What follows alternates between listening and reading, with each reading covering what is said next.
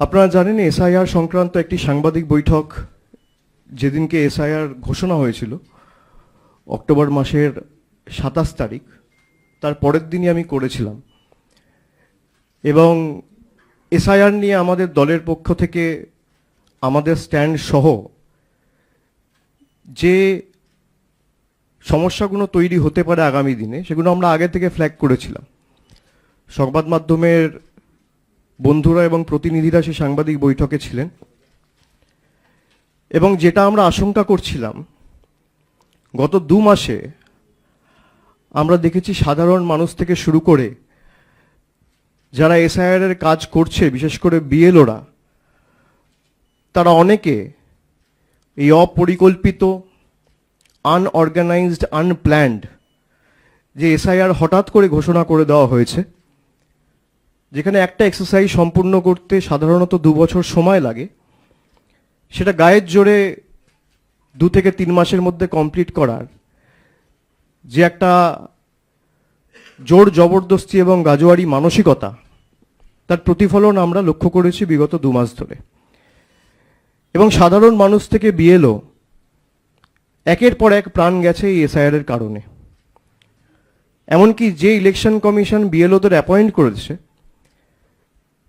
বিএলওরা appointed by election commission, এদেরকে রাজ্য সরকার appoint করেনি, কোনো রাজনৈতিক দল অ্যাপয়েন্ট করেনি।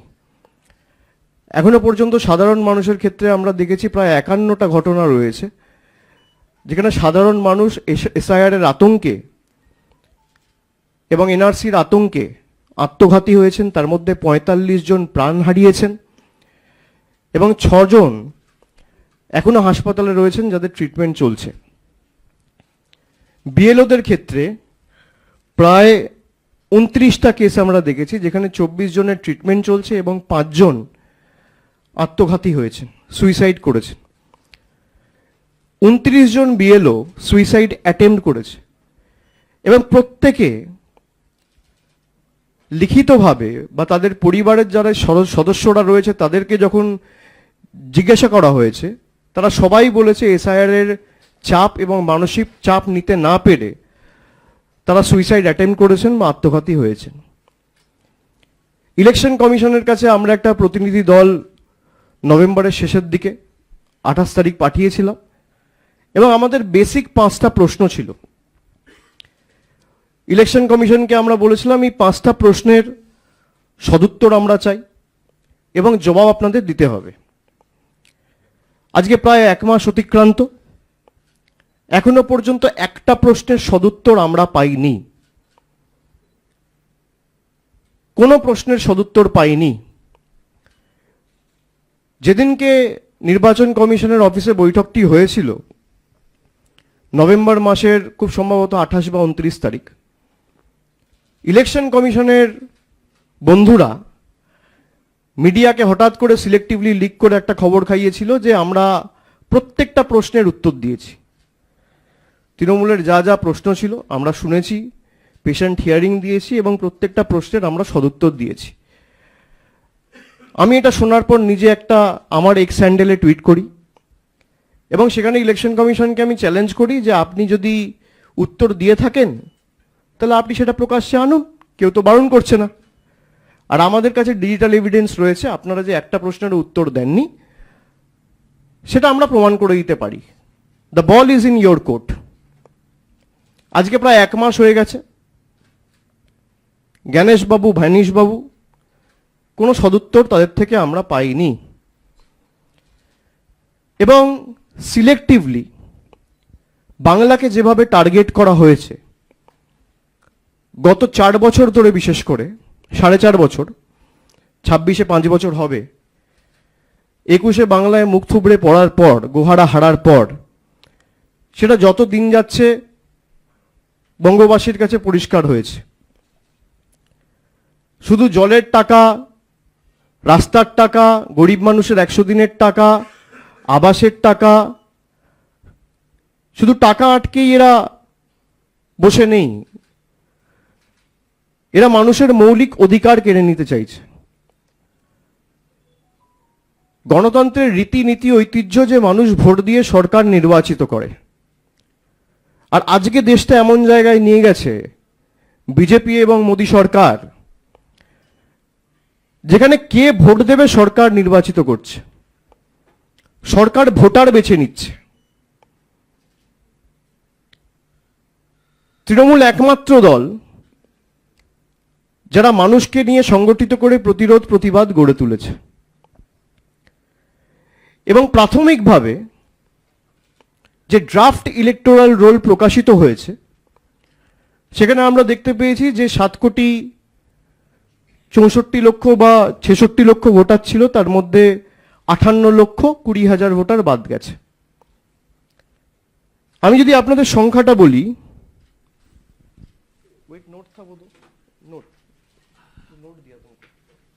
আমি আপনাদের যদি সংখ্যাটা বলি, তাহলে আপনারা দেখবেন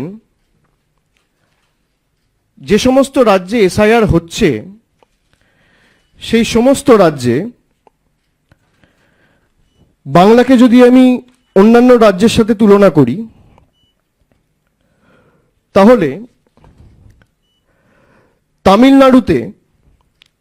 তামিলনাড়ুর জনসংখ্যা হচ্ছে 7,75,00,000, সেখানে বাদ যাওয়া ভোটারের সংখ্যা হচ্ছে 57,30,000।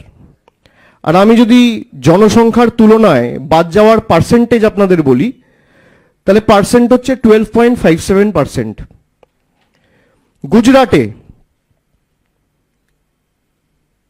ডবল ইঞ্জিন সরকার, জনসংখ্যা 7,41,00,000, বাদ যাওয়ার সংখ্যা হচ্ছে 73,73,000, 73,73,000।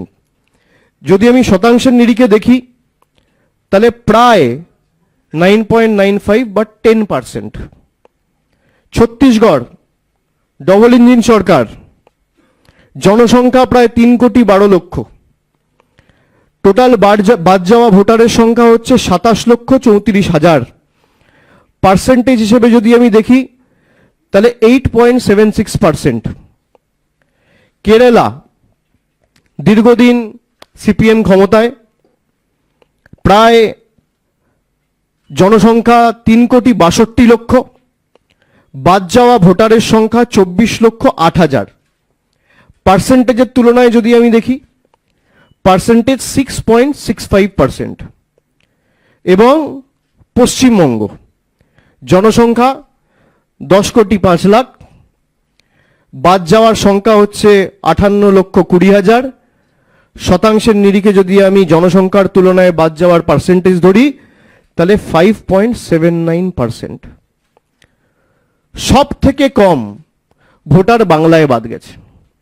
এটা আমার ডেটা নয়, এটা মমতা বন্দ্যোপাধ্যায়ের সরকারের ডেটা নয়, এটা তৃণমূলের ডেটা নয়, এটা জাগো বাংলার ডেটা নয়, এই ডেটা ইলেকশন কমিশনের ডেটা।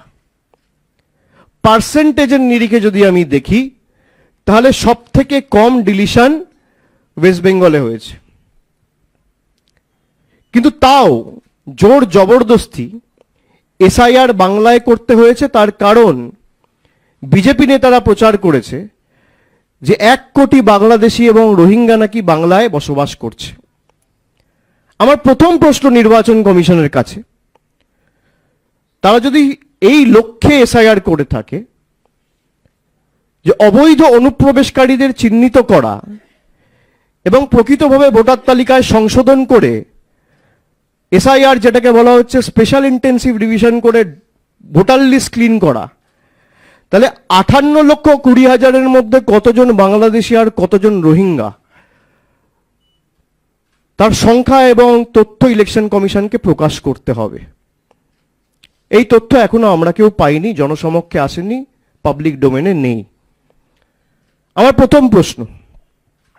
আমার দ্বিতীয় প্রশ্ন, যে আপনারা যে উদ্দেশ্য নিয়ে বা যে লক্ষ্য নিয়ে এসআইআর করেছেন, অবৈধ অনুপ্রবেশকারীদের চিহ্নিত করে তাদেরকে ফেরত পাঠানো, তাহলে যেখান থেকে রোহিঙ্গারা প্রবেশ করে, ভারতবর্ষের যে সমস্ত রাজ্য ইন্টারন্যাশনাল বর্ডার শেয়ার করে মায়ানমারের সাথে, সেই রাজ্যগুলোতে একটাতেও, সে অরুণাচল প্রদেশ হোক, নাগাল্যান্ড হোক, মণিপুর হোক, মিজোরাম হোক, একটাতেও এসআইআর হলো না কেন? আমার দ্বিতীয় প্রশ্ন, যদি বাংলাদেশি বাংলায় থেকে থাকে, বাংলা যেমন বাংলাদেশের সাথে বর্ডার শেয়ার করছে, ত্রিপুরাও বর্ডার শেয়ার করছে, মেঘালয়ও বর্ডার শেয়ার করছে, মিজোরামও বর্ডার শেয়ার করছে, তাহলে এই রাজ্যগুলোতে এসআইআর হলো না কেন? তার কারণ আপনার লক্ষ্য অবৈধ অনুপ্রবেশকারী চিহ্নিত করা নয়, আপনার লক্ষ্য বাঙালিকে হ্যারাস করা, বঙ্গবাসীকে হ্যারাস করা। আমার তৃতীয় প্রশ্ন, আজকে যারা বলছে যে রোহিঙ্গাদের আতুর ঘর বাংলা বা বাংলাদেশিদের আতুর ঘর বাংলা, তাহলে ইলেকশন কমিশন তাদেরকে চিঠি পাঠিয়ে শোকজ করলো না কেন? ইলেকশন কমিশনের তথ্য অনুযায়ী সব থেকে কম ডিলিশন হয়েছে বাংলায়। আমার চতুর্থ প্রশ্ন, সব থেকে কম ডিলিশন যদি বাংলায় হয়ে থাকে আর সব থেকে বেশি ডিলিশন যদি উত্তরপ্রদেশ, তামিলনাড়ু আর গুজরাটে হয়ে থাকে, তাহলে মাইক্রো অবজারভারদের দল গুজরাটে পাঠানো হলো না কেন? উত্তরপ্রদেশে পাঠানো হলো না কেন? বা তামিলনাড়ুতে পাঠানো হলো না কেন? আপনি মাইক্রো অবজারভার লাগান, কারোর কোনো আপত্তি নেই। তৃণমূল লড়তে জানে, তৃণমূল লড়ে নেবে, কিন্তু একই যাত্রায় পৃথক ফল হতে পারে না। আমি বাংলায় থাকি, আমার জন্য আইন আলাদা, আর গুজরাটে যে থাকে তার জন্য আইন আলাদা। প্রতি দুদিন অন্তর অন্তর একটা করে নোটিফিকেশন ইস্যু করে বাংলার জন্য আইন পাল্টে দেওয়া হচ্ছে। একই নোটিফিকেশন আপনি কেন উত্তরপ্রদেশে লাগু করছেন না? একই নোটিফিকেশন আপনি কেন গুজরাটে লাগু করছেন না? ওখানে তো সব থেকে ভোটার বাদ গেছে, বেশি ভোটার বাদ গেছে। তা যদি গুজরাট থেকে প্রায় 73 লক্ষ ভোটার বাদ যায়, আর গুজরাটের জনসংখ্যা বাংলার থেকে কম, তাহলে গুজরাটে মাইক্রো অবজারভার যাবে না কেন? উত্তরপ্রদেশে আমি সংবাদ মাধ্যমে যেটুকু পড়েছি বা সংবাদ পত্রিকায় যেটুকু পড়ে দেখেছি, প্রায় 4 কোটি লোকের নাম বাদ দেওয়া হচ্ছে। উত্তরপ্রদেশের জনসংখ্যা 15 কোটি, তার মধ্যে 4 কোটি মানে 12-14% কাছাকাছি।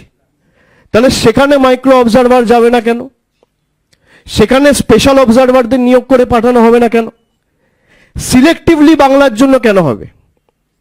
আপনি বলছেন বাংলায় দুর্নীতি হয়েছে তাই 100 দিনের টাকা বন্ধ। কত ভুয়ো আর্টিকেল বেরিয়েছে যেখানে দেখা যাচ্ছে বিজেপির নেতারা একটা বেনিফিশিয়ারির নামে 10টা বাড়ি নিয়েছে। তা মধ্যপ্রদেশে, মহারাষ্ট্রে, গুজরাটে তো আপনি আবাসের টাকা বন্ধ করেননি। কত গড়মিল, কত অনিয়ম আমরা 100 দিনের ক্ষেত্রে উত্তরপ্রদেশে দেখেছি। সব থেকে বেশি জব কার্ড ডিলিশন, সব থেকে বেশি লোকসভার কোয়েশ্চেনে রয়েছে। লোকসভায় কোয়েশ্চেন করা হয়েছিল, তার আনসার রয়েছে, সরকারের পক্ষ থেকে জবাব দেওয়া হয়েছে যে সব থেকে বেশি ডিলিশন হয়েছে উত্তরপ্রদেশ। তাহলে 100 দিনের টাকা উত্তরপ্রদেশে বন্ধ হবে না কেন? তার অপরাধ সে বাংলায় থাকে, তার অপরাধ সে গরিব, তার অপরাধ সে কুর্মী, তার অপরাধ সে রাজবংশী, তার অপরাধ সে সংখ্যালঘু, তার অপরাধ সে তপশিলি, সে উদ্বাস্তু। এই প্রশ্নগুলোর জবাব তো ইলেকশন কমিশনকে দিতে হবে। বর্ডারিং স্টেটগুলো যদি এসআইআর হয়, তাহলে সবকটা বর্ডারিং স্টেটে এসআইআর হওয়া উচিত। আমার পরের প্রশ্ন ইলেকশন কমিশনের কাছে, যখন এসআইআর ঘোষণা হলো তখন বলে দেওয়া হলো যে বাংলায় 55%, 45% না 50% ম্যাপিং পাওয়া যাচ্ছে, আর বাকি ম্যাপিং পাওয়া যাচ্ছে না। তাদের তথ্য অনুযায়ী দেখা যাচ্ছে প্রায় 89% ম্যাপ ডেটা রয়েছে। তাহলে ইলেকশন কমিশন কেন 10 কোটি বাংলার মানুষের কাছে কান ধরে ক্ষমা চাইবে না? এটা তো আপনার ডেটা, আমার ডেটা নয়। ড্রাফট লিস্ট অনুযায়ী দেখা যাচ্ছে যে প্রায় 89.65% ম্যাপিং হয়েছে, আর আপনারাই মানুষের মধ্যে আতঙ্কের পরিবেশ তৈরি করেছিলেন যে 45% ম্যাপিং হয়েছে, বাকি পাওয়া যাচ্ছে না। তাহলে কেন ক্ষমা চাইবে না? অন্যান্য স্টেটের ক্ষেত্রে আপনি এক্সটেনশন দিচ্ছেন, আপনি ইউপির ক্ষেত্রে এক্সটেনশন দিয়েছেন, আপনি গুজরাটের ক্ষেত্রে এক্সটেনশন দিয়েছেন, এমনকি আন্দামান, যেখানে জনসংখ্যা আন্দামান ও নিকোবর, যেখানে জনসংখ্যা প্রায় সব থেকে কম, সেখানেও আপনি 7 দিনের এক্সটেনশন দিয়েছেন। উত্তরপ্রদেশে আপনি 15 দিনের এক্সটেনশন দিয়েছেন। ছত্তিশগড়ে আপনি 7 দিনের এক্সটেনশন দিয়েছেন। মধ্যপ্রদেশে আপনি 7 দিনের এক্সটেনশন দিয়েছেন। গুজরাটে আপনি 3 দিনের এক্সটেনশন দিয়েছেন। আপনি তামিলনাড়ুতে 3 দিনের এক্সটেনশন দিয়েছেন। তাহলে বাংলা এক্সটেনশন দিলেন না কেন? তার কারণ কি? লজিক্যাল ডিসক্রিপেন্সি বলে একটা লিস্ট হাওয়ায় ভাসিয়ে দেওয়া হয়েছে। কোনো অফিসিয়াল প্রেস রিলিজ নেই, একটা হোয়াটসঅ্যাপে সবার সাথে শেয়ার করেছে। হোয়াটসঅ্যাপ কমিশন সবকিছু হোয়াটসঅ্যাপে লিক করে, তার স্ক্রিনশটও আমাদের কাছে রয়েছে। লজিক্যাল ডিসক্রিপেন্সিতে আপনি বলছেন 1,36,00,000 লোক এমন রয়েছে যারা কোনো না কোনো সমস্যা রয়েছে। বাবার সাথে কোনো বয়সের পার্থক্য রয়েছে, যাদের নামে কোনো বানানে ভুল রয়েছে, বাবার নামে কোনো বানানে ভুল রয়েছে, যাদের অ্যাড্রেসের সমস্যা হয়েছে, বা যাদের পদবিতে কোনো একটা বানান ভুল রয়েছে। 1,36,00,000। এই ডেটাটা ইলেকশন কমিশন কবে রিলিজ করেছে? আমি যদি আপনাদের জিজ্ঞেস করি, সংবাদ মাধ্যমে কেউ বলবেন আমাকে কবে রিলিজ করেছে? ধরুন 16 তারিখ ড্রাফট ইলেকটোরাল রোল পাবলিশ হয়েছে। এই ডেটাটা ইলেকশন কমিশন কবে রিলিজ করেছে? আমি জানি না, তাই আপনাদের জিজ্ঞেস করছি। September on the 16th। আপনি এটা দেখুন, look at the competency of election commission. 16 তারিখ ড্রাফট রোল রিলিজ হয়েছে, আর 16 তারিখে election commission draft roll assess করে সঙ্গে সঙ্গে বলে দিল যে 1,36,00,000 লজিক্যাল ডিসক্রিপেন্সি রয়েছে। আমি জানতে চাই ইলেকশন কমিশনের কাছে কি জাদুকাঠি রয়েছে, কোন জাদুকাঠির বেসিসে যেটা 80,000 বিএলও, 8,000 বিএলও সুপারভাইজার, 4,000 এইআরও, 300 ইআরও, 23 জন ডিইও, এতজন ইলেকশন কমিশনের প্রতিনিধি, যেটা 2 মাসে করতে গিয়ে হিমশিম খেলো 29 জন আত্মহত্যা করলো। ইলেকশন কমিশনের কাছে কি জাদুকাঠি রয়েছে যে 7 কোটি ডেটা যাচাই করে সেম ডে, একই দিনে ইলেকশন কমিশন বলে দিল যে 1,36,00,000 ডিসক্রিপেন্সি রয়েছে? কোন জাদুকাঠির বেসিসে? যদি ইলেকশন কমিশন এতটাই কম্পিটেন্ট হয়, তাহলে উত্তরপ্রদেশে আপনার মেয়াদ বাড়াতে হচ্ছে কেন?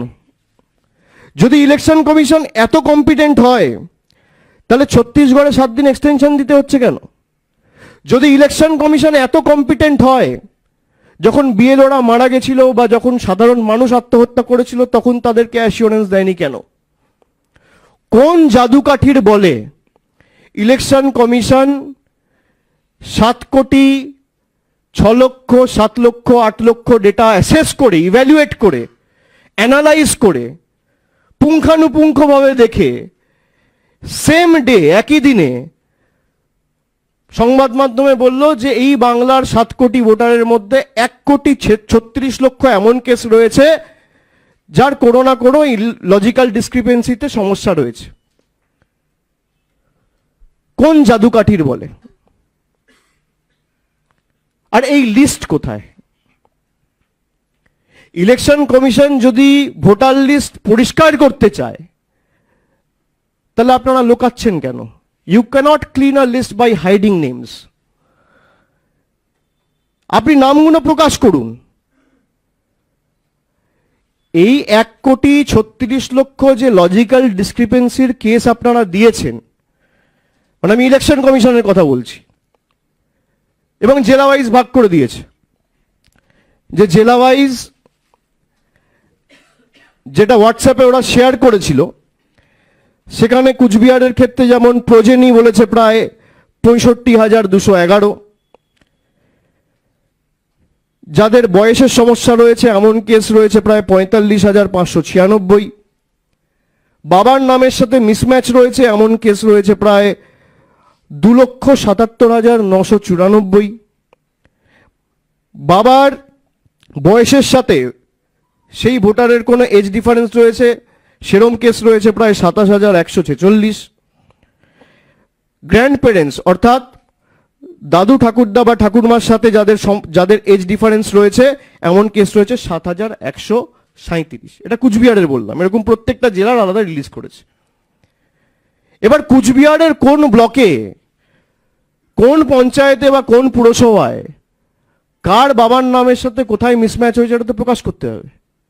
তাহলে তো সংবাদ মাধ্যমের প্রতিনিধিরা গিয়েও স্টোরি করতে পারে যে আদৌ সেটা রয়েছে কি না। সেই লিস্টটা কে দেবে? ইলেকশন কমিশন লুকাচ্ছে কেন?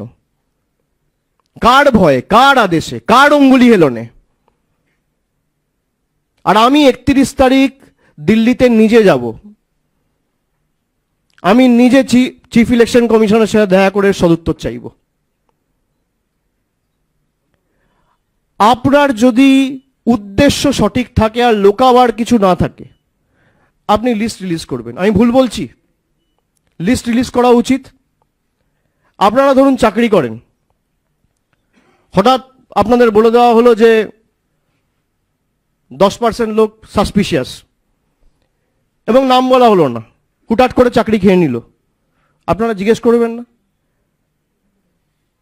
আত্মপক্ষে সমর্থনের কোনো সুযোগ থাকবে না? আমি একটা ক্লাসে পড়াশুনো করি, একটা ক্লাসে ধরুন 50 জন ছাত্র পড়ছে। হঠাৎ করে ক্লাস টিচার বলল পরীক্ষার পরে 40 জন পাস করেছে, 10 জন ফেল করেছে। আরে কারা ফেল করেছে সেটা তো বলতে হবে। কারা ফেল করেছে সেটা তো বলতে হবে। তাহলে তো খাতা চ্যালেঞ্জ করা যাবে, আনসার শিট চ্যালেঞ্জ করা যাবে, ক্লাস টিচারের সাথে কথা বলা যাবে। আপনি লুকাচ্ছেন কেন? আপনি কি কারণে লুকাচ্ছেন? বিজেপির নেতারা যেহেতু বলেছিল 1 কোটি 1.5 কোটি নাম বাদ যাবে লক্ষ্য পূরণের কারণে। আপনি ভারতবর্ষের ইলেকশন কমিশনার, আপনি বিজেপির ইলেকশন কমিশনার নয়। যদি 1,36,00,000 লজিক্যাল ডিসক্রিপেন্সি হয়, লিস্ট রিলিজ করুক। বাংলায় যদি 1 কোটি রোহিঙ্গা বাংলাদেশি থাকে, ইলেকশন কমিশন লিস্ট রিলিজ করুক। হয় লিস্ট রিলিজ করুন, নইলে বাংলার মানুষের কাছে ক্ষমা চান। দুটোর মধ্যে একটা করুন। আপনি বাংলার মানুষের কাছে ক্ষমা চান, আমরা লিস্ট রিলিজ করতে বলবো না, কান ধরে ক্ষমা চান যে ভুল হয়েছে। আপনারাই তো বলেছেন বাংলাদেশি আছে, রোহিঙ্গা আছে। এই লিস্ট রিলিজ করার দায়িত্ব কার? 1,36,00,000 লজিক্যাল ডিসক্রিপেন্সি মামার বাড়ির আবদার? 4টে কেস হতে পারে, 6টা কেস হতে পারে, 10টা কেস হতে পারে, তর্কের খাতিরে ধরলাম 10,000 হতে পারে। আপনি স্ট্রেট বলে দিচ্ছেন 1,36,00,000 লজিক্যাল ডিসক্রিপেন্সি। আর যে কাজটা বিএলওদের বাড়ি বাড়ি গিয়ে করতে ইআরও এইআরও সবার 2 মাস লাগলো, আপনি সেম ডে 1 ঘন্টার মধ্যে করে বার করে দিলেন। কোন সফটওয়্যার রান করা হয়েছে? কাকে দিয়ে করা হয়েছে? আমার কাছে তো স্ক্রিনশট রয়েছে। সীমা খান্না বলে একজন ভদ্রমহিলা রয়েছে, তার ভূমিকা কি? কার অঙ্গুলি হেলনে তিনি কাজ করছেন দিল্লিতে? তার চ্যাটের স্ক্রিনশট রয়েছে আমার কাছে, আমরা সুপ্রিম কোর্টে জমা দেবো। তিনি মেনে নিচ্ছেন যে সফটওয়্যারের ভুলের কারণে হয়েছে। তা আপনি লিস্ট রিলিজ করুন। মমতা বন্দ্যোপাধ্যায় সরকার তো কাউকে প্রোটেক্ট করছে না, আপনার লিস্ট রিলিজ করতে অসুবিধা কোথায়? বিজেপি দুর্নীতি নিয়ে কথা বলে, সব থেকে বড় দুর্নীতিবাজরা আজকে বিজেপির বড় নেতা।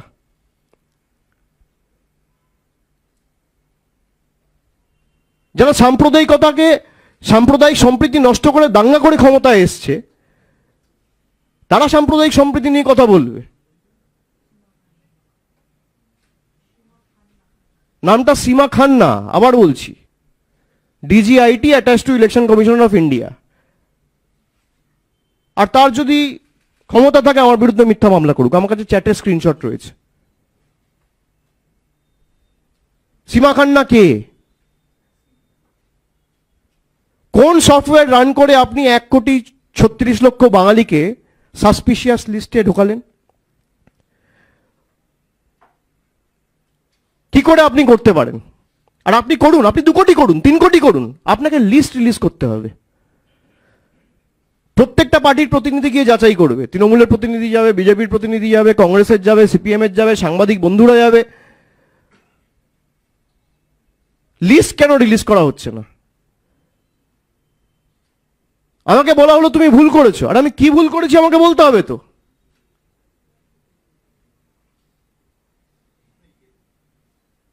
বাংলার ক্ষেত্রে নিয়ম আলাদা, উত্তরপ্রদেশের ক্ষেত্রে নিয়ম আলাদা, বাংলার ক্ষেত্রে নিয়ম আলাদা, গুজরাটের ক্ষেত্রে নিয়ম আলাদা। বাংলার জন্য টাকা বন্ধ, আর বিহার, গুজরাট, উত্তরপ্রদেশে টাকা ডাইভার্ট করে ব্রিজ হচ্ছে, আর 2 দিন অন্তর অন্তর ডবল ইঞ্জিন সরকারের ব্রিজ ভেঙে পড়ছে। আজকেও বিহারে একটা রোপওয়ে ভেঙে পড়েছে। এর দায়িত্ব কার? এর দায়িত্ব তো ইলেকশন কমিশনের। ইলেকশন কমিশনের কাছে যদি লোকানোর কিছু না থাকে, তাহলে নাম রিলিজ করছে না কেন? আমার প্রশ্ন তো এটাই। আমি সংবাদ মাধ্যমের বন্ধুদের বলবো এই প্রশ্নটা করুন। আমরা একাধিক কেস দেখেছি বাংলা জুড়ে, এরকম 100-র উপর কেস আছে। আমি জেলা ধরে ধরে আপনাদের ব্রেকআপ দিয়ে দিতে পারি। যারা বেঁচে রয়েছে এবং তাদেরকে মৃত হিসেবে ঘোষণা করে দেওয়া হয়েছে। ডানকুনিতে আমাদের একজন কাউন্সিলর আছে সূর্য বলে, তাকে ডেট দেখিয়ে দিয়েছে। এরকম প্রায়, আমি যদি আপনাকে ডিস্ট্রিক্ট ওয়াইজ বলি, এর ব্রেকআপ আমাদের কাছে আছে, আমরা এদের সবার সাথে যোগাযোগে আছি।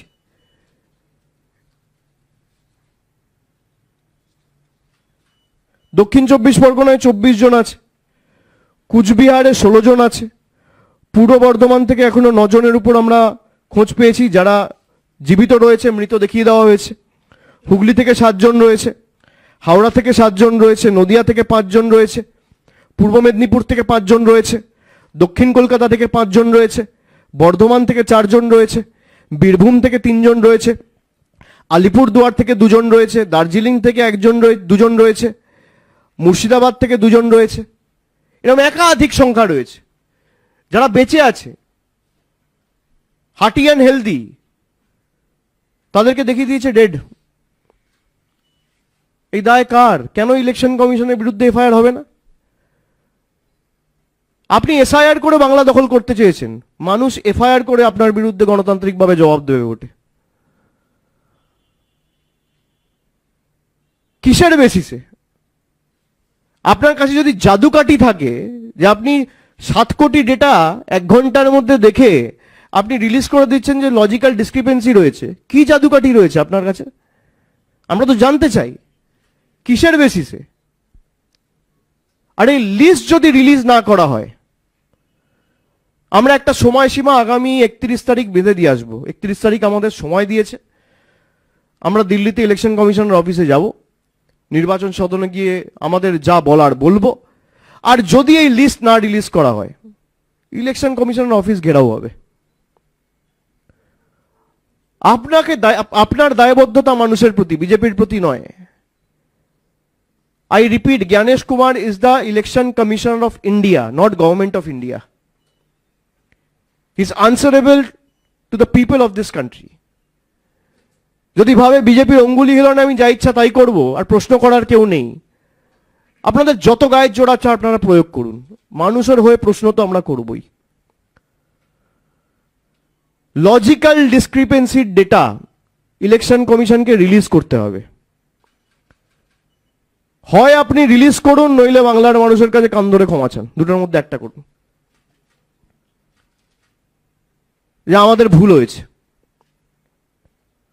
হঠাৎ করে তারপর ফাইনাল ভোটার লিস্ট রিলিজ করা হবে, তখন দেখবেন এর নাম নেই বিহারের মতো। বিহারের সাসপিশিয়াস লিস্ট ছিল 28 লাখ, তার মধ্যে ফাইনালি 3.5 লাখ ডিলিটেড, আর 24 লক্ষ লোক অ্যাকোমোডেটেড রয়েছে ফাইনাল ইলেকটরাল রোলে, 24 লাখ লোক।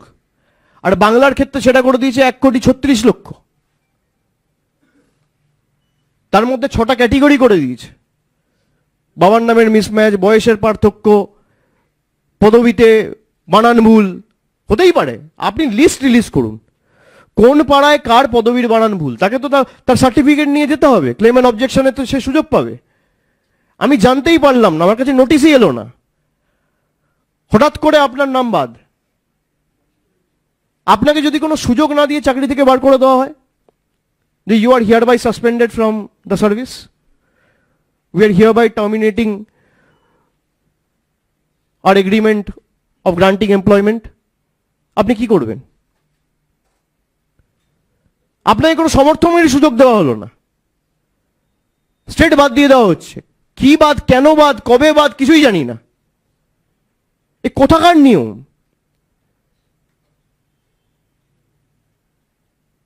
আপনি বাংলাকে গুজরাট বানাতে চাইছেন, আপনি বাংলাকে উত্তরপ্রদেশ বানাতে চাইছেন।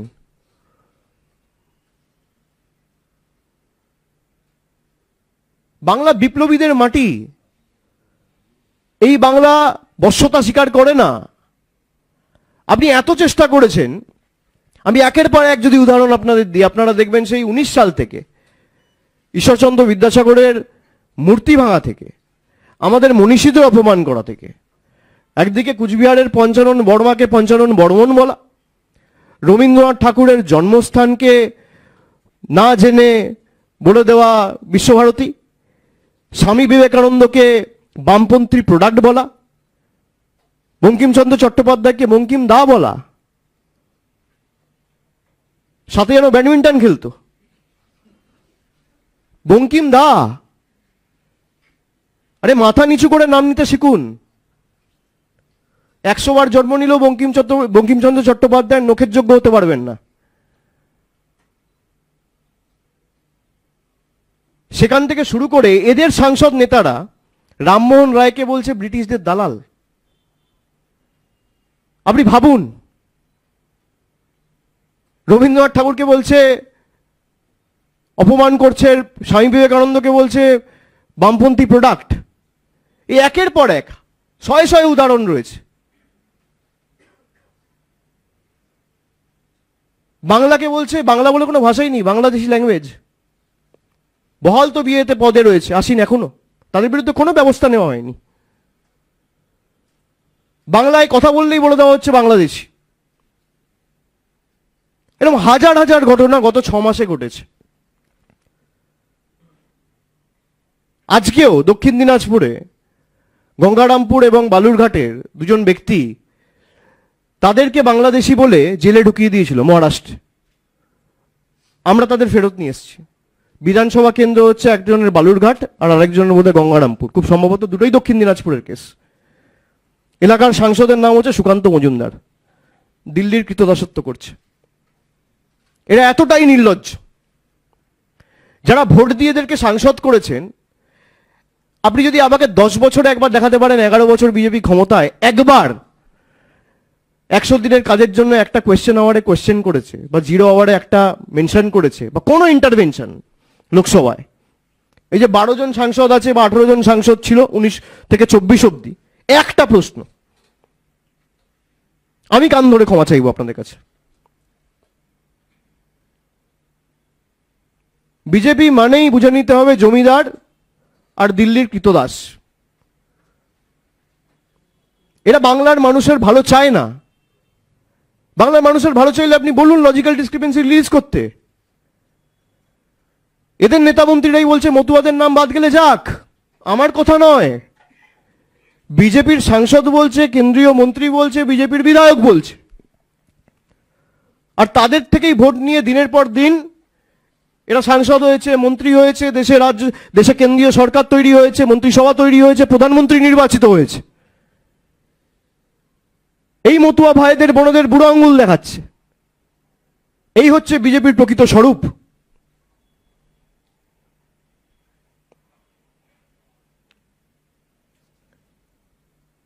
এবং এই কারণেই আমরা বিজেপিকে চ্যালেঞ্জ করছি। আমরা যেমন 24-এর আগে বলেছিলাম, প্রধানমন্ত্রী সেখানে বলেছিল 1000 करोड़ रुपया दिया है आपके लिए, दीदी का सरकार वो पैसा आप तक पहुंचने नहीं देता है। আমি বলেছিলাম খালি শ্বেতপত্রটা প্রকাশ করুন। আপনি বলছেন আবাসের জন্য 50,000 কোটি টাকা দিয়েছি, খুব ভালো কথা, প্রমাণটা দিতে হবে। 50,000 কোটি উড়ে উড়ে আসে না, ব্যাংকের মাধ্যমে, ব্যাংকিং ট্রানজাকশনের মাধ্যমে আসে। আপনি শ্বেতপত্র প্রকাশ করুন, কেউ তো বারণ করছে না। টাকাটা দিয়েছেন, তার ব্যাংকিং ট্রানজাকশন বা একটা ব্যাংকের স্টেটমেন্ট বা কোনো একটা ট্রানজাকশন ডিটেলস আপনাকে তো প্রকাশ করতে হবে। আজকে 2 বছর 2.5 বছর হতে চললো, এখনো প্রকাশ করতে পারেনি। ইলেকশন কমিশনকে চ্যালেঞ্জ করলাম আজকে, আপনারা সময়সীমা 31 তারিখ বেঁধে দিয়ে আসবো, আর আপনাদের কত গায়ের জোর আপনারা প্রয়োগ করুন। 2019-এও করেছেন, 2021-এও করেছেন, 2024-এও করেছেন, 2026-এও আপনাদের দেখাবো বাংলার ক্ষমতা কি। এই একের পর এক বাংলার উপর যে আক্রমণ, আমি যে উদাহরণগুলো আপনাদের দিলাম, রাজা রামমোহন রায় থেকে শুরু করে স্বামী বিবেকানন্দ থেকে শুরু করে মা শারদাকে নিয়ে কুরুচিকর কার্টুন তৈরি করা, প্রজাতন্ত্র দিবসে নেতাজি সুভাষচন্দ্র বসুর ট্যাবলো বাতিল করা, সেখান থেকে মা দুর্গার বংশ পরিচয় নিয়ে প্রশ্ন তোলা, এগুলো তো বাংলার মানুষ ভুলে যায়নি। রামকৃষ্ণ পরমহংসদেবকে অশিক্ষিত বলা, বিশ্বভারতীর ফলক থেকে রবীন্দ্রনাথ ঠাকুরের নাম মুছে দেওয়া, অমিত শাহের অধীনে থাকা দিল্লি পুলিশ খালি বাংলায় কথা বলেছে বলে সোনালী খাতুনদের বাংলাদেশে ডিপোর্ট করে দিয়েছে। এই কারণে আমরা আগামী 2 তারিখ থেকে একটা কর্মসূচি শুরু করছি, যে বিজেপি সর্বশক্তি প্রয়োগ করে বাংলাকে লাঞ্ছিত, বঞ্চিত, নিপীড়িত করার যে প্রচেষ্টা দীর্ঘদিন ধরে চালাচ্ছে, সেটা এক ধাপ আরো এগিয়ে নিয়ে গিয়ে এসআইআর করে বাংলার মানুষকে ভোটার তালিকা থেকে বাদ দেওয়ার যে ষড়যন্ত্র করেছে, বাংলার উপর যে আঘাত, বাংলার উপর যে হামলা, তার বিরুদ্ধে মানুষ সোচ্চার হবে এবং বাংলা আগামী দিন বাংলার ক্ষমতা দেখাবে। আমি 2 তারিখ থেকে রাস্তায় থাকব। আমি বলেছিলাম 28 তারিখ যে যখন এসআইআর হবে, এসআইআর চলাকালীন আমার রাস্তায় মানুষের সাথে দেখা হবে। যেহেতু বাড়ি বাড়ি গিয়ে বিএলও টুরা সবাই ব্যস্ত ছিল, আমরা আলাদা করে কোনো কর্মসূচি নিইনি। কিন্তু আপনি যদি আপনার পলিটিক্যাল এজেন্ডা কে সার্ভ করার জন্য ইলেকশন কমিশনের মতো ইনস্টিটিউশনকে বিক্রি করে দেন বিজেপির পায়ে, তাহলে বাংলার মানুষ বা তৃণমূল কংগ্রেস কিন্তু ছেড়ে কথা বলবে না। এবং আপনার কত ক্ষমতা, আপনি নির্বাচনে লড়ে মানুষের সামনে যখন যাবেন, মানুষের আদালতে মানুষ প্রমাণ করবে যে আগামী দিন মানুষ কার সাথে আছে। আমরা 2 তারিখ থেকে আগামী 2রা জানুয়ারি 2nd জানুয়ারি থেকে যে কর্মসূচি আমি শুরু করছি, একটা আমাদের অলরেডি মুখ্যমন্ত্রী সাংবাদিক বৈঠক করে তিনি আমাদের রিপোর্ট কার্ড অলরেডি তুলে ধরেছেন মানুষের কাছে। আমাদের একটা জবাবদিহিতা রয়েছে, যেহেতু 15 বছর আমরা ক্ষমতায়, আমরা যখন 2021-এও নির্বাচনে গেছিলাম, আমরা বঙ্গধ্বনি যাত্রা করে 10 বছরের রিপোর্ট কার্ড মানুষের কাছে তুলে ধরেছিলাম। পুঙ্খানুপুঙ্খ হিসেব, কোন ক্ষেত্রে আমরা কি কাজ করেছি, যে সমস্ত যুগান্তকারী প্রকল্প বা কর্মসূচি রাজ্য সরকার নিয়েছে বা বাস্তবায়িত করেছে বিভিন্ন ক্ষেত্রে, তার একটা বিস্তারিত তালিকা বা খতিয়ান আমরা মানুষের কাছে তুলে ধরেছিলাম 2021-এর আগে। আমাদের দায়িত্ব, কর্তব্য, যে তৃতীয়বার যেহেতু মুখ্যমন্ত্রী মমতা বন্দ্যোপাধ্যায়কে মানুষ বসিয়েছেন, আমাদের নির্বাচনে যাওয়ার আগে এই 15 বছরে আমরা কি কাজ করেছি, সেটা স্বাস্থ্যক্ষেত্রে হোক, জাতিগত শংসাপত্রের ক্ষেত্রে হোক, সেটা পর্যটনের ক্ষেত্রে হোক, শিক্ষাক্ষেত্রে হোক, শিল্পক্ষেত্রে হোক, ক্রীড়াক্ষেত্রে হোক, আমরা বিস্তারিত একটা রিপোর্ট কার্ড মানুষের কাছে, মানুষের দোরগোড়ায় নিয়ে যাবো, মানুষের দুয়ারে আমরা পৌঁছে দেবো। আমরা যদি মাথা নত করতেই হয়, আমরা 10 কোটি বাঙালির কাছে মাথা নত করবো, 10 কোটি বঙ্গবাসীর কাছে করব, এই মাটির কাছে করব, আমাদের গুরুজনদের কাছে করব, বিপ্লবীদের কাছে করব, যারা এই মাটির জন্য প্রাণ দিয়েছে তাদের কাছে করব। দিল্লির জল্লাদদের কাছে বাংলার মানুষ কোনোদিন আত্মসমর্পণ করবে না, মেরুদণ্ড বিক্রি করবে না। আমি গতকাল একটা ভিসি করে আমাদের দলীয় কর্মীদের এবং পদাধিকারীদের কিছু নির্দেশ দলের তরফ থেকে দিয়েছি। এই কর্মসূচি যেমন 1 জানুয়ারি থেকে শুরু হবে, ঠিক তার পরের দিন 2nd জানুয়ারি থেকে বিভিন্ন জেলায় আমি নিজে যাব। সেখানে আমার কিছু কর্মসূচি থাকবে, জনসভা থাকবে, রোড শো থাকবে, কিছু কমিউনিটি ইন্টারাকশন থাকবে।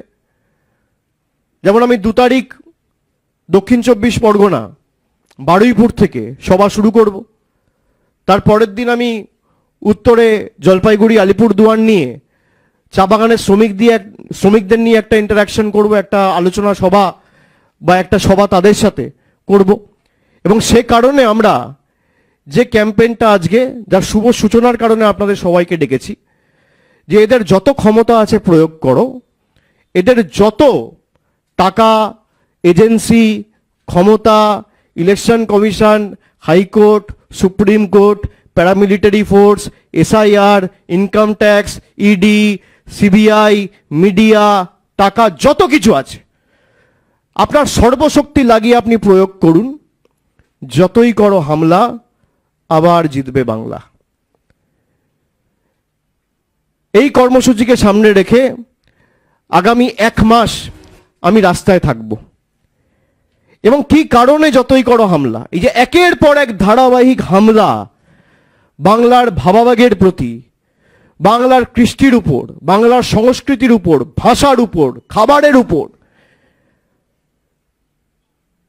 একজন চিকেন প্যাটিস বিক্রি করছে, তাকে মারা হচ্ছে। বিজেপি ক্ষমতায় না এসে যদি চিকেন প্যাটিস বিক্রেতাকে মারে, তাহলে ভাবতে পারছেন বাংলায় যদি এরা ক্ষমতায় থাকতো কি করত? 70 জন এমএলএ নিয়ে যদি একটা রাজনৈতিক দল একটা গরিব ছেলে চিকেন প্যাটিস বিক্রি করছে বলে তাকে মারছে, কোথায় মারছে? গীতা পাঠের অনুষ্ঠানে মারছে। বাপের জন্মে গীতা পড়েনি। গীতা যদি পড়তো এই কাজ করতো না। একটা শ্লোক বলতে পারবে না গীতার। গীতার 5ম অধ্যায় 18 নম্বর শ্লোকে শ্রীকৃষ্ণ স্বয়ং বলছেন, বিদ্যা বিনয় সম্পন্নে ব্রাহ্মণী গবি হস্তিনী সুনিচৈব স্বপাকে চা পণ্ডিতা সমদর্শিনাহা। তার মানে একটা মানুষ তো ছেড়ে দিন, একটা কুকুর বিড়ালের মধ্যে আমি বিরাজমান, সবার মধ্যে আমি বিরাজমান, সবার মধ্যে। অর্জুনকে বলছে, শ্রীকৃষ্ণর মুখের বাণী। সেই গীতা পাঠ অনুষ্ঠানে বিজেপির নেতারা, কর্মীরা একটা গরিব মানুষকে সে বিক্রি করছে চিকেন প্যাটিস বলে, তাকে মারা হচ্ছে। শুধু তাই না, দোষীদের পুলিশ অ্যারেস্ট করেছে, তাদের মালা পরিয়ে বরণ করানো হচ্ছে। এই হচ্ছে বিজেপির হিন্দুত্ব। গীতা পড়েছেন? একটা শ্লোক বলতে পারবে? মাঠে এরম ভাবে গেরুয়া তিলক লাগিয়ে গীতা আপনি বাড়িতে পড়ুন, গীতার কথাগুলো ফলো করুন। আরে আপনি শ্রীকৃষ্ণর কথাই মানছেন না। গীতা একমাত্র পবিত্র গ্রন্থ যেখানে ভগবানের বাণী স্বয়ং রয়েছে। বাকি যেগুলো রয়েছে, ভগবত পুরাণের যে 18টা স্কন্ধ রয়েছে, সেখানে কোথাও ভগবানের বাণী নেই। শ্রীকৃষ্ণ স্বয়ং যে কথাগুলো বলেছিল, এই যে 700টা শ্লোক, এই শ্লোকগুলো শ্রীকৃষ্ণর মুখ থেকে বেরিয়েছে। আপনি শ্রীকৃষ্ণকেই মানেন না। জবে থেকে রাম মন্দির হয়ে গেছে, জয় শ্রীরাম বর্জন। এই তো বিজেপির হিন্দুত্ব। জয় শ্রীরাম আর করে না। আরে রামের পুজো আপনি বাড়িতে করুন। যে রাম অকাল বোধনে নিজের চক্ষুটা মা দুর্গাকে অর্পণ করেছিল, সেই মা দুর্গার বংশ পরিচয় নিয়ে বিজেপি প্রশ্ন তোলে। এরা হিন্দুত্ব শেখাবে আমাদের বাংলার মানুষকে? এটা কি জানে? আপনি ধর্ম বাড়িতে করবেন। হিন্দু ধর্মের রক্ষাকর্তা হিসেবে যারা নিজেদের দাবি করে, অন্যান্য রাষ্ট্রে যখন হিন্দুরা নিগৃহীত হয়, যখন তাদেরকে অত্যাচারিত করে মারা হয়, তখন এরা কোথায় থাকে? তখন এদের ভালোবাসা, প্রেম, বন্দনা, আবেগ এসব কোথায় থাকে? যে বিজেপি আজকে বাংলায় এসে, এটা সম্প্রীতির বাংলা। কে চিকেন প্যাটিস বিক্রি করবে, কে ভেজিটেবল প্যাটিস বিক্রি করবে, কে ফিশ ফ্রাই বিক্রি করবে, কে আলুর দম বিক্রি করবে, কে এগরোল বিক্রি করবে, আর কে চাউমিন বিক্রি করবে, বিজেপির দিল্লির বাবারা ঠিক করবে?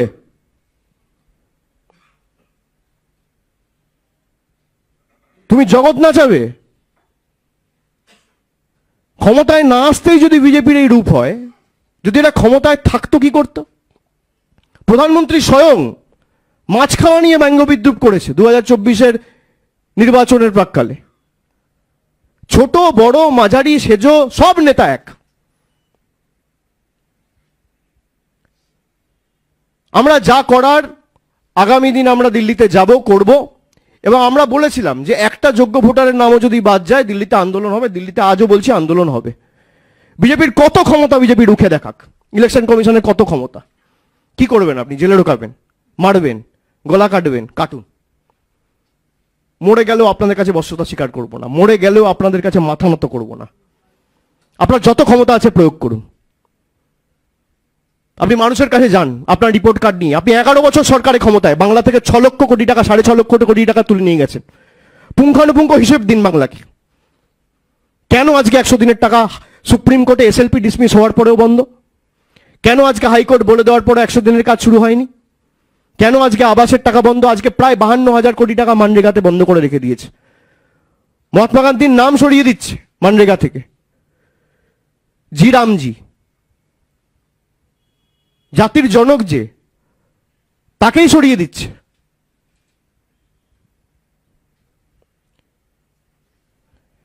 আমি আপনাদের বিস্তারিত একটা ভিডিও দেখাবো কেন আমরা এই ক্যাম্পেইনটা করছি এবং এর সারবত্তা কি এবং গুরুত্ব কি এবং কি কারণে আমাদের এটা করা। তারপর যখন আমি মাঠে ময়দানে থাকবো, আপনাদের সকলের সাথে আবার দেখা হবে, তখন আমি বিস্তারিত বলবো। আর ভিডিওটা চলার পর আপনাদের যদি কারোর কোনো রকম কোনো প্রশ্ন থাকে আমি এক এক করে নেবো এবং উত্তর দেবো। 2021 সালে বাংলার বিধানসভা ভোটের লজ্জাজনক হারের পর থেকেই বিজেপির একটাই লক্ষ্য, যেভাবেই হোক বাংলাকে দমিয়ে রাখা। আর তাই একের পর এক পরিকল্পিত হামলা চলছে বাংলার ওপরে। এই কয়েক বছরে বাংলা থেকে 6,50,000 কোটি টাকারও বেশি কর তুলে নিয়ে গেছে বিজেপি পরিচালিত কেন্দ্রীয় সরকার। কিন্তু তার বদলে বন্ধ করে দিয়েছে বাংলার 100 দিনের কাজের টাকা, রাস্তার টাকা, জলের টাকা। এমনকি গরিব মানুষের মাথার ওপর থেকে পাকা ছাদের স্বপ্নটুকুও কেড়ে নেওয়া হয়েছে। বাংলার অধিকারের 1.96 লক্ষ কোটি টাকা আটকে রেখেছে বিজেপি সরকার। একই সাথে বাংলার ঐতিহ্য, সংস্কৃতি আর গৌরবের ওপরেও চলছে বিজেপির বুলডোজার। বিদ্যাসাগরের মূর্তি ভাঙা দিয়ে যা শুরু হয়েছিল, আজ তা এসে ঠেকেছে আলোক পুরুষদের অপমানে। अंतिम दा का ये भाव सूत्र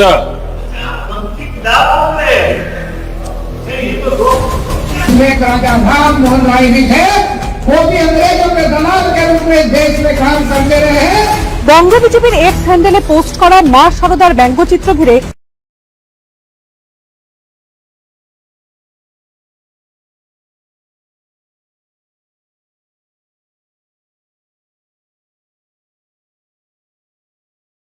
দু 2021 সালে বাংলার বিধানসভা ভোটের লজ্জাজনক হারের পর থেকেই বিজেপির একটাই লক্ষ্য, যেভাবেই হোক বাংলাকে দমিয়ে রাখা।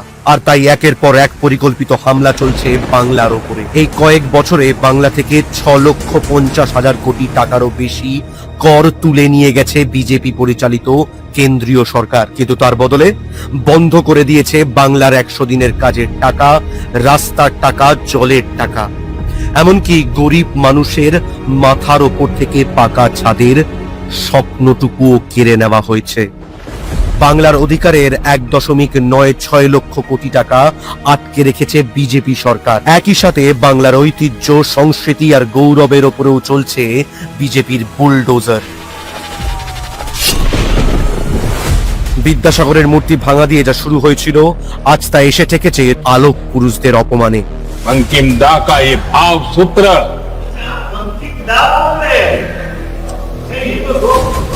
एक राजा था मोहन राय जी थे, वो भी अंग्रेजों के दलाल के रूप में देश में काम करते रहे हैं। বঙ্গ বিজেপির এক্স হ্যান্ডেলে পোস্ট করা মা সারদার ব্যঙ্গচিত্র ঘিরে তোলপাড় রাজ্য রাজনীতি। প্রজাতন্ত্র দিবসে বাংলার নেতাজি থিমের যাবলো বাতিল। সবচেয়ে বড় অসিত রামকৃষ্ণ দেব ছিলেন, রবীন্দ্রনাথও খুব বেশি লেখাপড়া করেনি। সুকান্ত মজুমদার বিজেপির বাংলার প্রতি তাদের কত দরদ, সেই নাটক করছেন পায়ের কাছে রবীন্দ্রনাথ ঠাকুর আর বঙ্কিমচন্দ্র চট্টোপাধ্যায়ের ছবি রেখে। আজ এমন এক সময় এসেছে যেখানে নিজের মাতৃভাষা বাংলা বললেই ভারতের মাটিতেই অত্যাচারিত হতে হয় বাঙালিকে। আজকে অমিত মালভিয়া বিজেপি নেতা, তিনি বলছেন বাংলা ভাষা বলেই কিছু নেই। ডিটেনশন ক্যাম্পে পাঠানো থেকে মব লিঞ্চিং, কিছুই বাদ যাচ্ছে না। বাংলায় ডিটেনশন ক্যাম্প হবে না, হবে না, হবে না। এতদিন যখন করিনি, যতদিন থাকবো করতে দেব না, দেব না, দেব না। দেশ ছাড়া করার ঘটনাও সামনে আসছে প্রতিনিয়ত। জন্মসূত্রে ভারতীয় হয়েও অন্তঃসত্ত্বা সোনালী খাতুনকে ফেলে দেওয়া হয়েছিল বাংলাদেশে। जो हम लोग के साथ हुआ ना किसी के साथ ना हो, ऊपर वाले किसी के साथ ना करे। সেই একই পথে বিজেপির নতুন অস্ত্র এসআইআর। নির্বাচন কমিশনকে ব্যবহার করে বাঙালিদের ভোটাধিকার কেড়ে নেওয়ার নতুন চক্রান্ত। নিজের দেশে নিজের মাটিতে দাঁড়িয়েই বাঙালির অস্তিত্ব আজ প্রশ্নের মুখে। আমার নাম উঠবে না, আমার ওর মার 2002 সালের নাম নেই, ওর কি করে হবে নাম উঠবে? এই চক্রে এই ইয়েতেই ওর মাথাটাই একবার শেষ হয়ে আস্তে আস্তে সুইসাইড। আমি এইটাই বলতে চাই যে বিজেপির মোদীকে এতই মানে রাজ্য দখল করা এতই নেশা জমে গেছে যে মানুষ মরে যাক, আমার কোনো আপত্তি, আমার কোনো ক্ষতি না, আমার রাজ্য চাই। আজ বিজেপি বাংলা এবং বাঙালির বিরুদ্ধে যুদ্ধ ঘোষণা করেছে। তাদের এই ধারাবাহিক চক্রান্তের উদ্দেশ্য একটাই, প্রতিনিয়ত বাংলার মানুষকে হেনস্থা করা। বাঁচতে চাই বিজেপি, তাই এর নামে হুমকি দেওয়া হচ্ছে। ওদের কাছে নত জানু না হলে বাংলা ও বাঙালির বেঁচে থাকার অধিকারই শেষ করে দেওয়া হবে। আগামী দিনের লড়াই বাংলাই লড়বে, আগামী দিনের শেষ কথা বাংলাই বলবে। কিন্তু বিজেপি বোধহয় ভুলে গেছে, এই বাংলা কখনো অন্যায়ের সামনে মাথা নোয়ায় না। গোটা দেশ যখন কুসংস্কারের অন্ধকারে ডুবেছিল, এই বাংলার নবজাগরণ পথ দেখিয়েছিল। এই বাংলার মাটি প্রথম আওয়াজ তুলেছিল জয় হিন্দ বলে। এই মাটিতেই সৃষ্টি হয়েছিল বন্দে মাতারাম জনগণ মন। যে বাংলা একদিন দেশে স্বাধীনতার আগুন জ্বেলেছিল, সেই বাংলাই আজ বীর চিত্তে আবার আওয়াজ তুলছে। যতই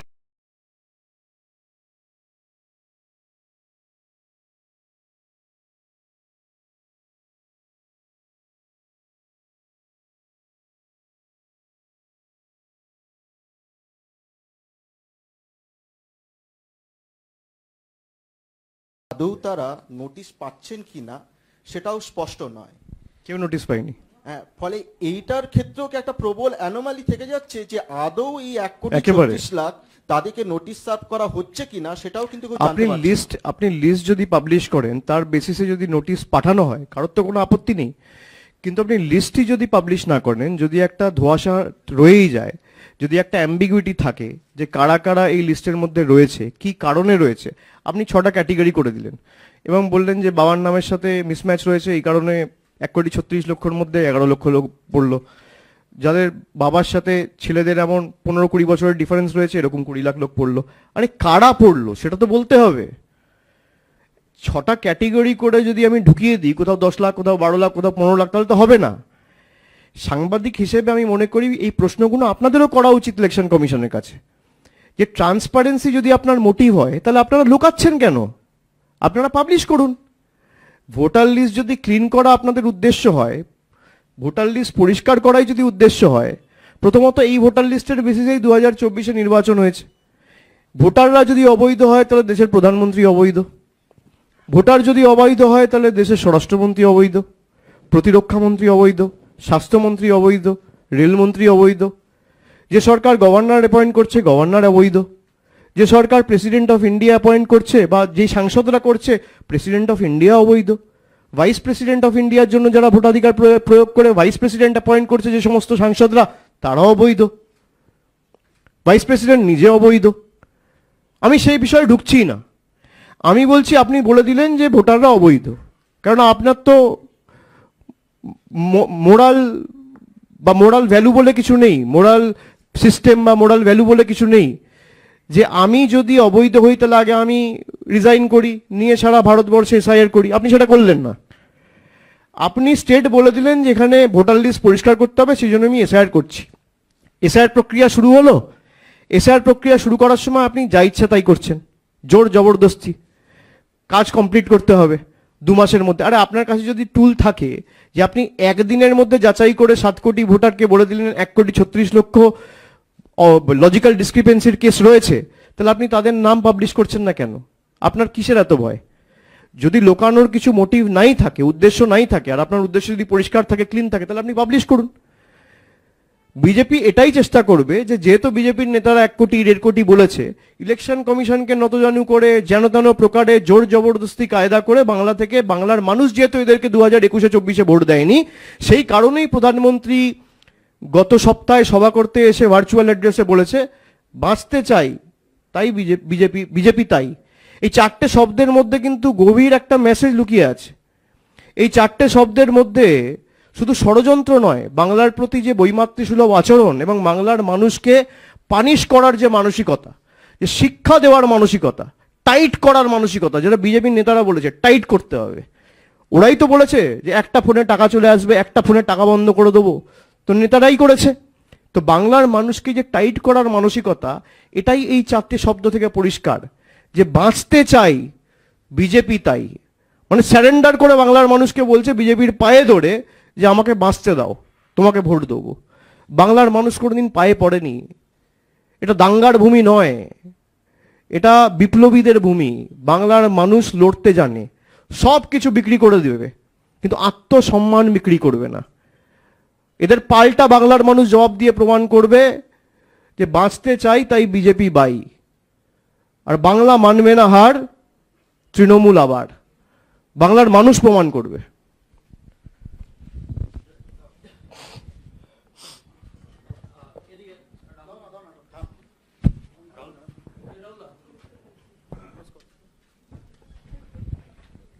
শুধুমাত্র সাধারণ মানুষ নয়, কয়েকদিন ধরে দেখা যাচ্ছে যে আপনার খণ্ডঘোষের এমএলএ নবীনচন্দ্র বাগ বলুন, বা মন্ত্রী সাবিনা ইয়াসমিন বলুন, বা কাকলি ঘোষ দস্তিদার, তাদের পরিবারের লোকজনকেও ডাকা হচ্ছে।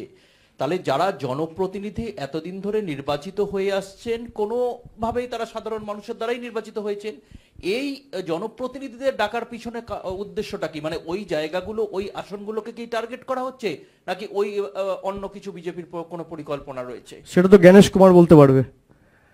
কোন সফটওয়্যারের বেসিসে, কোন জাদুকাঠির বেসিসে তিনি একদিনের মধ্যে ঠিক করে নিলেন যে এই 7 কোটি ভোটারের মধ্যে 1,36,00,000 লজিক্যাল ডিসক্রিপেন্সির কেস রয়েছে, এবং যিনি নিজে জনপ্রতিনিধি তার 2 ছেলের নাম নেই। কাকলি ঘোষ দস্তিদারের ক্ষেত্রে তার 2 ছেলের নাম আমি শুনেছি ভোটার লিস্টে নেই, তার নিজের মায়ের নাম ভোটার লিস্টে নেই। জনপ্রতিনিধিদের নামই যদি না থাকে, তাহলে বিজেপির থেকে আপনি কি আশা করবেন? 18 নম্বর ওয়ার্ডে ডাঙ্কুনি পুরসভার আমাদের কাউন্সিলর, তাকে দেখিয়ে দিয়েছে মৃত। তো যে ইলেকশন কমিশন আজ থেকে 3 মাস আগে অপোজিশন পার্টিদের কাছে বলেছিল আন্ডারটেকিং দিয়ে বলুন, সেই ইলেকশন কমিশনের ক্ষমতা হবে আজকে ভারতবর্ষের মানুষের কাছে আন্ডারটেকিং দিয়ে বলার, বা বাংলার 10 কোটি মানুষকে আন্ডারটেকিং দিয়ে বলার যে এই যে লিস্ট হয়েছে এটা ত্রুটিপূর্ণ নয়, এই যে লিস্ট হয়েছে ক্লিন লিস্ট হয়েছে, এই লিস্টে কোনো ভুল ত্রুটি পাবেন না। ইলেকশন কমিশন কি পারবে? আপনি আচরি ধর্ম। আপনি যেটা অন্যর থেকে আশা করছেন আপনি নিজে করে দেখান না, কেউ তো বারণ করছে না। তো এই ইনসিডেন্টগুলো থেকে ইলেকশন কমিশনের যে অবস্থান বা যে লক্ষ্য, এটা স্পষ্ট। ইলেকশন কমিশন যদি অবৈধ অনুপ্রবেশকারীদের চিহ্নিত করাই তাদের আসল উদ্দেশ্য বা লক্ষ্য থাকতো, তাহলে যেখান থেকে রোহিঙ্গা বা বাংলাদেশিরা ঢুকছে, প্রথমত সেই বর্ডারিং স্টেটগুলোকে আইডেন্টিফাই করে সেখানে এসআইআর চালানো হতো। হোম মিনিস্টারের রিজাইন করা উচিত। যার ইন্টেলিজেন্স ফেলিয়ারের কারণে বাংলাদেশিরা ভারতবর্ষে ঢুকতে পেরেছে বা ওদের কথায় বাংলায় আসতে পেরেছে, তাহলে সেই ইন্টেলিজেন্স চিফকে সাসপেন্ড করা উচিত। তাকে উপরন্তু এক্সটেনশনে রাখা হয়েছে, তার মেয়াদ শেষ হয়ে গেছে, তাকে এক্সটেনশনে রাখা হয়েছে। তো এতেই বিজেপির যে অবস্থান এবং ইলেকশন কমিশনের যে বিজেপির আঁতাত, আমি এই কারণে ইলেকশন কমিশনকে ভারতীয় জনতা পার্টির সহকারী সংস্থা বলেছি।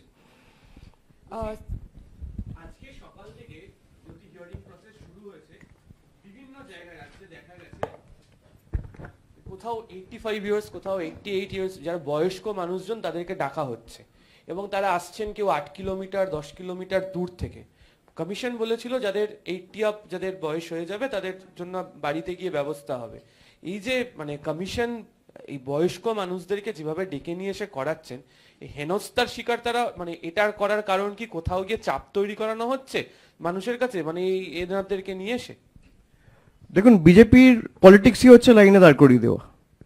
কালো টাকার নাম ধ্বংস করার নাম করে একবার আপনাকে লাইনে দাঁড় করিয়ে দেবে, একবার ভোটার লিস্ট ফিল করার নাম করে আপনাকে লাইনে দাঁড় করিয়ে দেবে। মানুষের উপর অত্যাচার করা, মানুষকে বিরক্ত করা, মানুষের জন্য প্রতিকূলতা সমস্যা তৈরি করা, এই বিজেপির লক্ষ্য উদ্দেশ্য। এবং এটা না করে যদি আপনি একটা AR-এর পক্ষে যদি 200টা করে কেস করতে হয়, এই কার্যত সম্ভব? আমি যদি এখানে 500 সাংবাদিক ডাকি, কি করে হবে? আমি সাংবাদিক বৈঠক করতেই পারবো না ভাই। আমাকে হয় 50টা ডাকতে হবে, ম্যাক্সিমাম 70-80টা 100টা ডাকতে পারি। আমি যদি এখানে 500 সাংবাদিকদের ডাকি, আপনারা কেউ প্রশ্ন করতে পারবেন, বসতে পারবেন, দাঁড়াতে পারবেন? এটা সম্ভব না, প্র্যাকটিক্যালি ইম্পসিবল। তো ইলেকশন কমিশন যে হিয়ারিংগুলো করছে সেটা যদি ডিসেন্ট্রালাইজ করা হয়, কোনো পরিকল্পনা নেই তো। বিজেপি যেটা বলছে সেটাই ওরা এক্সিকিউট করছে। এই যে নিজের মেরুদণ্ড, নিজের উপস্থিত বুদ্ধি, নিজের অভিজ্ঞতা কাজে লাগানো, দেশের সংবিধানকে সম্মান দিয়ে কাজ করা, এগুলো তো নেই। এরা চাটুকারিতা, তল্পিবাহকতা আর কৃতদাসত্ব ছাড়া কিছু করেনি। আপনি ভ্যানেশ কুমার সম্পর্কে একটু পড়াশোনা করুন, তাহলে বুঝতে পারবেন এর অতীতটা কি। একটা প্রশ্ন, সেটা হচ্ছে যে আমরা চাকরি ক্ষেত্রে বোনাস শব্দটা শুনেছি সবাই, এখন বিজেপি বলছে এসআইআর শেষ হলে তৃণমূলের সঙ্গে বিজেপির কোনো অ্যাটপার হয়ে যাবে, আমরা বোনাস পাবো। এই বোনাস সম্পর্কে আপনার কি রিয়াকশন? যে বোনাস কে কাকে দিচ্ছে, কমিশন দিচ্ছে না বিজেপি নিচ্ছে? না, সেটা তো তারাই বলতে পারবে যে বোনাস কে কাকে দিচ্ছে। তারা তো বাংলার মানুষের কোনোদিন হয়ে কথা বলেনি। তারা তৃণমূলের সাথে লড়াই করুক, তারা মমতা বন্দ্যোপাধ্যায়কে গাল দিক, আমায় গাল দিক, তৃণমূলকে গাল দিক, কিন্তু বাংলার মানুষকে এই যে বঞ্চিত করে রাখছে, বাংলার মানুষের বিরুদ্ধে যে তৃণমূলকে শিক্ষা দিতে গিয়ে যুদ্ধ ঘোষণা করেছে, এই যে বিজেপির মানসিকতা, আমরা এই কারণেই বিজেপিকে বাংলা বিরোধী বলেছি। আজকে দেখুন, কোথাও বিজেপির কোনো নেতার, এই যে এত লোক মারা গেছে SIR-কে কেন্দ্র করে, কোথাও কোনো হেলদোল নেই। কারোর বাড়িতে গিয়ে একবার একটা সহানুভূতির বার্তা দেওয়া, বা পরিবারের একটা লোকের সাথে গিয়ে কথা বলা, বা কারোর ফর্ম ফিল আপ করতে গিয়ে একটা পেন এগিয়ে দেওয়া, বা দুটো ফর্ম ফিল আপ করতে গিয়ে সাহায্য করা, এইটুকু সৌজন্যতাও বিজেপির কোনো বড় ছোট নেতা দেখায়নি। বিজেপিকে এই কারণেই আমরা বাংলা বিরোধী বলেছি। বিজেপি খালি বোনাসের রাজনীতি, হিন্দু মুসলমানের রাজনীতি, টাইট করার রাজনীতি, এজেন্সির রাজনীতি, মানুষের নাম বাদ দেওয়ার রাজনীতি, ঈশ্বরচন্দ্র বিদ্যাসাগরের মূর্তি ভেঙে দেওয়ার রাজনীতি, ভেঙে দাও, গুড়িয়ে দাও, শেষ করে দাও, কেটে দাও, মিটিয়ে দাও, দাঙ্গা লাগিয়ে দাও। আর তৃণমূল সাজিয়ে দাও, গুছিয়ে দাও। বিজেপি চায় মানুষের চোখে জল নেমে আসুক, তৃণমূল চায় মানুষের মুখে হাসি ফুটুক। পার্থক্য এখানেই। কদিন আগে সিও দপ্তরে গিয়েছিলেন আপনাদের দলের পার্থ ভৌমিক, শশী পাজা। সেখানে একটা অভিযোগ করে এসেছিলেন যে বেস লাইন সার্ভে বা KAP সার্ভে, এটা যে 81 বিধানসভা বেছে নেওয়া হলো, এটা কি কারণে, এই প্রশ্ন আপনারা করেছিলেন। তো কমিশন কি আপনাদের কোনো উত্তর দিয়েছে? কারণ কমিশনের তরফ থেকে দাবি যে এটা প্রত্যেক বছর করা হয় এবং এর কিছু প্যারামিটার রয়েছে, সেই প্যারামিটার অনুযায়ী আমরা করছি, এর বাইরে কোনো রকম কোনো উদ্দেশ্য নেই। কি বলবেন? এই যে বাংলাকে আলাদা করে সিলেক্ট করে বাংলাকে হেনস্থা করা, তার একটা নিদারুণ উদাহরণ এই সার্ভে। কারণ এটা বাংলাই হচ্ছে, কিন্তু প্রকৃত অর্থে আপনি যদি তথ্য দেখেন, তাহলে শতাংশের নিরিখে সব থেকে বেশি নাম বাদ গেছে হচ্ছে গুজরাট, তামিলনাড়ু, উত্তরপ্রদেশ। কোথাও এই টিম যাচ্ছে না, খালি বাংলায় আসছে। কেন? বাংলাকে সিলেক্টিভলি হ্যারাস করতে হবে, বাংলার মানুষকে হ্যারাস করতে হবে, বাংলার মানুষকে হ্যারাস করতে হবে এবং বাঙালিকে হ্যারাস করতে হবে। আপনি যদি টিম পাঠান, আপনি আরো 10টা বিধানসভা 20টা বিধানসভায় পাঠান, আমার কোনো আপত্তি নেই, কিন্তু তাহলে আপনার তথ্য অনুযায়ী বা আপনার তর্কের অনুযায়ী তো আপনাকে উত্তরপ্রদেশে, গুজরাটেও টিম পাঠাতে হবে। আপনি তো সেটা পাঠাননি। এই যে বাংলাকে সিঙ্গেল আউট করার বা সিলেক্ট করে বাংলাকে হেনস্থা করা বা বাংলাকে বাংলাদেশি বলে দাগিয়ে দেওয়ার যে পরিকল্পনা বা ষড়যন্ত্র, এটাই স্পষ্ট। এই কারণেই আমরা বিজেপিকে বাংলা বিরোধী বলি। এবং শুধু তাই নয়, আপনারা নিশ্চয়ই শুনেছেন যে EROদের ক্রেডেন্সিয়াল ইউজ করে ফর্ম 7 না ফিল করে ব্যাকএন্ড থেকে ডাইরেক্ট নাম ডিলিট করে দেওয়া হচ্ছে। কোনো ERO জানেই না। মানে this is directly contradictory to the RP act, people representation act, যে আমি ERO আমার ম্যান্ডেট, কোয়াসি জুডিশিয়াল প্রসেস আমার ম্যান্ডেট, আমি ঠিক করব, আমার প্রেরোগেটিভ। BROর ID আর BROর পাসওয়ার্ড ইউজ করে ব্যাকএন্ড থেকে কে করতে পারছে বা কে করছে সে তো মিসেস খান্নাই বলতে পারবে। কিন্তু কিভাবে এদের ID আর এদের পাসওয়ার্ড মিসইউজ করে একটা BRO যদি বলে যে আমি করেছি, আপনি জিজ্ঞেস করুন, আপনারা সাংবাদিক, ক্যামেরা নিয়ে ঘোরেন, যান, মাইক ধরুন, কেউ জানেই না, হঠাৎ করে দেখছে পোর্টাল থেকে নাম বাদ। কার অঙ্গুলি হলো না এই নাম বাদ যাচ্ছে, তাদেরকে বলার সুযোগই দিচ্ছে না। কেউ আত্মপক্ষ সমর্থন করার সুযোগই পাচ্ছে না। আমার কাছে ডকুমেন্ট থাকলে আমি তো সেটা ক্লেম এন্ড অবজেকশনে দেবো, আপনি নোটিশ পাঠান, আমাকে ডাকুন। আমাকে সুযোগ না দিয়ে বাদ দিয়ে দেওয়া হচ্ছে। মালদার ক্ষেত্রে এই যে এএসডিডি, যেটাকে আমরা বলি অ্যাবসেন্ট, শিফটেড, ডেড, এএসডিডি ডেটা, যেটা মালদার ক্ষেত্রে 2,01,000, সেখানে ফর্ম 7 না ব্যবহার করে খালি ব্যাক এন্ড থেকে ইআরওদের না জানিয়ে 2,18,000 নাম ডিলিট করে দেওয়া হয়েছে। আমি একটা জেলার উদাহরণ দিলাম আপনাকে খালি, মানে 17,000 যারা এএসডিডিতে নেই, ডেড, ডুপ্লিকেট, শিফটেড বা অ্যাবসেন্ট যারা নেই, তাদের মধ্যে থেকে 17,000 নাম বাদ দিয়ে দেওয়া হয়েছে। কার অঙ্গুলি এলোনে হচ্ছে? এই প্রশ্নগুলো করুন না ইলেকশন কমিশনকে। আর ইলেকশন কমিশনের যদি দম থাকে, আর ইলেকশন কমিশনের যদি উদ্দেশ্য সঠিক থাকে, তাহলে আমরা যে বৈঠকটা করব 31 তারিখ, তারা বেলা 12টায় আমাদের টাইম দিয়েছে, সেটা লাইভ টেলিকাস্ট করুক। লোকানোর যদি কিছু না থাকে, ভারতবর্ষের মানুষ, বিশেষ করে বাংলার 10 কোটি মানুষ দেখুক, লাইভ টেলিকাস্ট হোক বৈঠকের। হ্যাঁ, কেন হবে না? বিজেপিরও তো করা উচিত। তারা তো দাবি করে মুখ্যমন্ত্রী লাইভ টেলিকাস্ট করা উচিত, তাহলে ইসির করা উচিত না? কেন করবে? ইসির যদি লোকানোর কিছু না থাকে করুক, আমার তো লোকানোর কিছু নেই। আপনি কেন লাইভ করবেন না? ইসি যদি বলছে যে তৃণমূলের সব প্রশ্নের উত্তর আমরা দিয়েছি, আপনার কাছে উত্তর থাকলে আপনি লাইভ করুন। দুধ কা দুধ, পানি কা পানি। আপনার কাছে যদি তালিকা থাকে, আপনি যদি প্রকাশ করতে চান, আপনি লাইভ করুন। আপনার যদি লোকানোর কিছু না থাকে, কেউ তো বারণ করছে না। 2023 আপনি নবজোয়ার যাত্রা করলেন পঞ্চায়েত নির্বাচনের আগে। 2026 বিধানসভা নির্বাচনের আগে আপনি করছেন যতই করো হামলা আবার জিতবে বাংলা।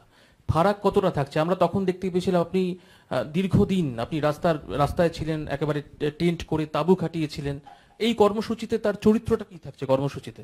সেটা আপনার কর্মসূচিতে দেখবেন। কিন্তু যে কারণে আমরা করেছি, সবকিছু পেরিয়ে গিয়ে মানুষের যে মৌলিক অধিকার, যে আমার ভোটাধিকার আমি প্রয়োগ করব, মানুষকে তার আত্মপক্ষ সমর্থনের সুযোগ না দিয়ে জোর জবরদস্তি ভোটার তালিকা থেকে নাম বাদ দেওয়া, এর থেকে বড় আঘাত ভারতবর্ষের গণতন্ত্রে আর কিছু হতে পারে না। সেই কারণেই আমরা বলছি, তারা ভেবেছে বাংলা দমিয়ে যাবে, এক ঘা মারলে বসে যাবে। আপনি এক ঘা মারলে বাংলা 2 ঘা মারবে, আপনি 2 মারলে বাংলা 4 মারবে। আজকে বাংলার মানুষ বুঝছে যে বিজেপিকে যদি আমরা 18 থেকে নামিয়ে 12 না করে 2 করতাম, তাহলে নরেন্দ্র মোদী দুঃসাহস দেখাতো না। এটা তো সাপ। আপনি বাড়ির পিছনে বা বাড়ির বাগানে 18টা সাপ ছাড়ুন আর 12টা সাপ ছাড়ুন, সাপ তো আপনাকে ছোবলি মারবে, আপনার সাথে বিশ্বাসঘাতকতাই করবে। তো সাপকে শূন্য করতে হবে, নাহলেই হামলা চড়বে। কিন্তু বাংলা জবাব দিতে জানে। বিপ্লবীদের মাটি এই মাটি, স্বাধীনতা আন্দোলন থেকে নবজাগরণের আন্দোলনকে পথ দেখিয়েছে বাংলার মাটি। বাংলাকে যদি আপনি আঘাত করেন, বাংলা প্রতিঘাত করতে জানে, বাংলার প্রত্যাঘাত করতে জানে। বাংলার মানুষ যদি আপনি বঞ্চনা করে রাখেন, নিজের লড়াই নিজের লড়তে জানে। আপনি টাকা আটকেছেন রাস্তার, পেরেছেন? মমতা বন্দ্যোপাধ্যায়ের সরকার 20,000 কোটি টাকা, 20,000 কিলোমিটার রাস্তা 8,000 কোটি টাকা খরচা করে শুরু করছে, সাধারণ মানুষের উপর 10 পয়সার বাড়তি বোঝা বা করের দায় না চাপিয়ে। এ ভারতবর্ষে কোথায় হয়েছে?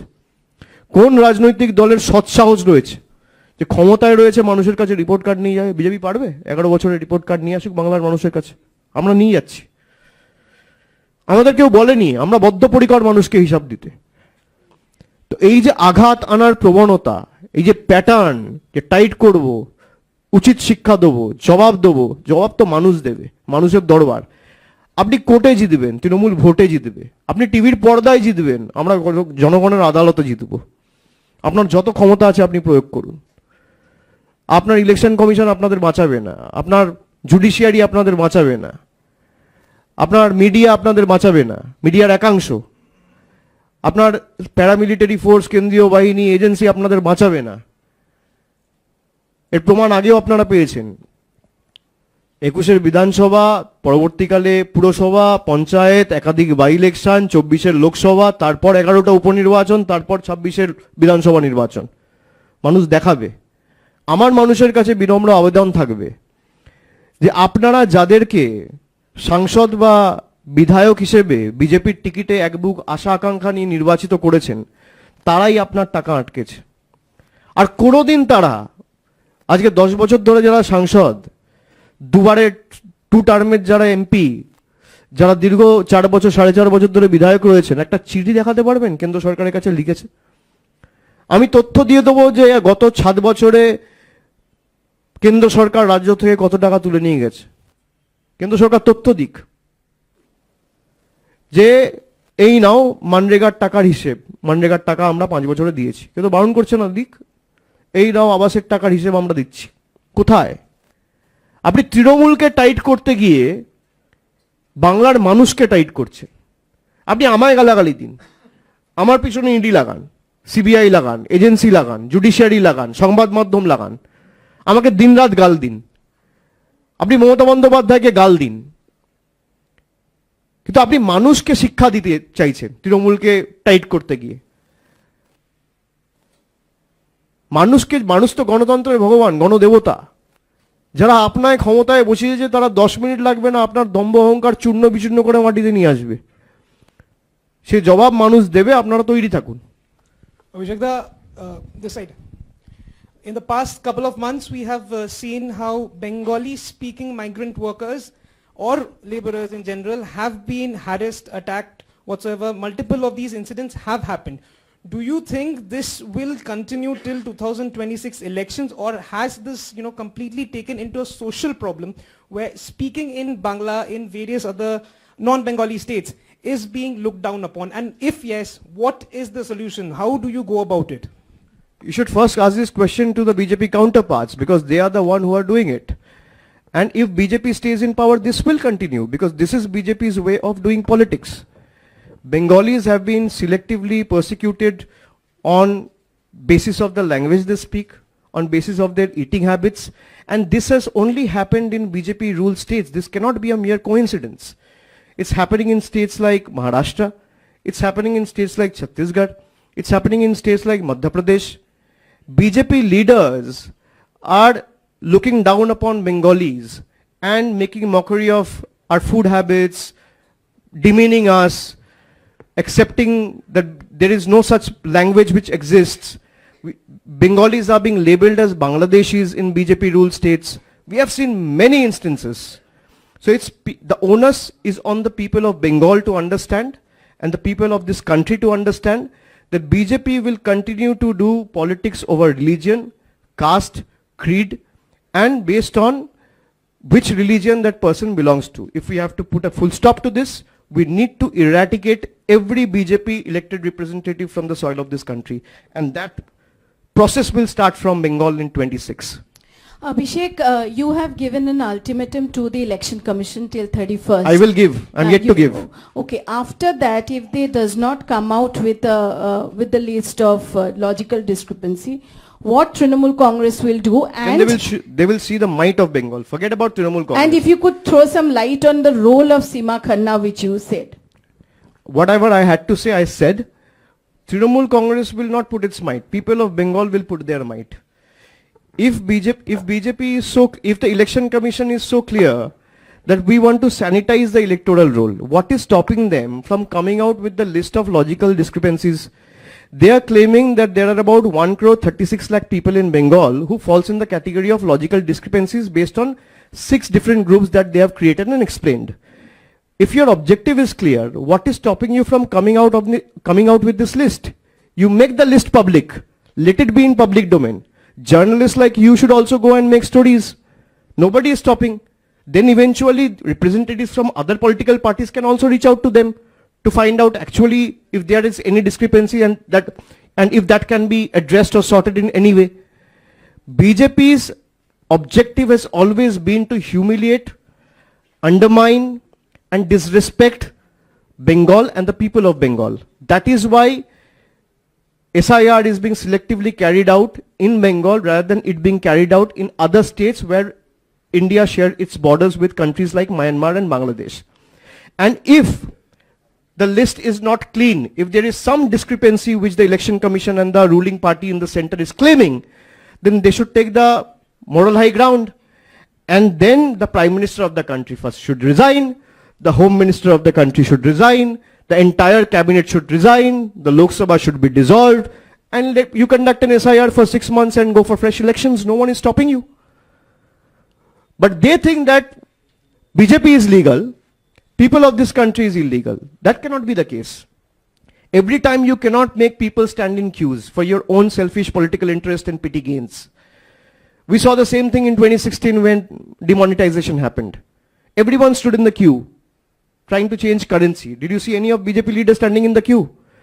We are seeing today bridge collapsing. Have you ever seen a BJP party office collapsing in the last 5 years? So we should ask this question, and people of Bengal will show the election commission if they fails to come out with the list that what people of Bengal can do. Don't take people for granted. Gyanesh Kumar should understand that he is the election commissioner of India. He is not the chief election commissioner of government of India. This one basic difference he needs to understand. And if your motive is clear, if my motive is clear, I have nothing to hide. You publish the list. How can I clear the list by hiding details? Just explain to me this. And everyone needs to be heard. If I have some faults in the voter list, I should be given time. And I can then come out with my documents and have the time to approach a higher authority or a competent authority to ensure that my name finally reflects in the electoral roll which will be finally published. Who's stopping you? That means that BJP doesn't want to, if the election commission doesn't want to publish the list, it is doing it under clear instructions of BJP, the union government, and there is some kind of ambiguity which they can only explain. অভিষেকদা নবজোয়ার যাত্রার সময় আমরা দেখেছিলাম আপনি নন্দীগ্রামে 20 kilometre পদযাত্রা করেছিলেন।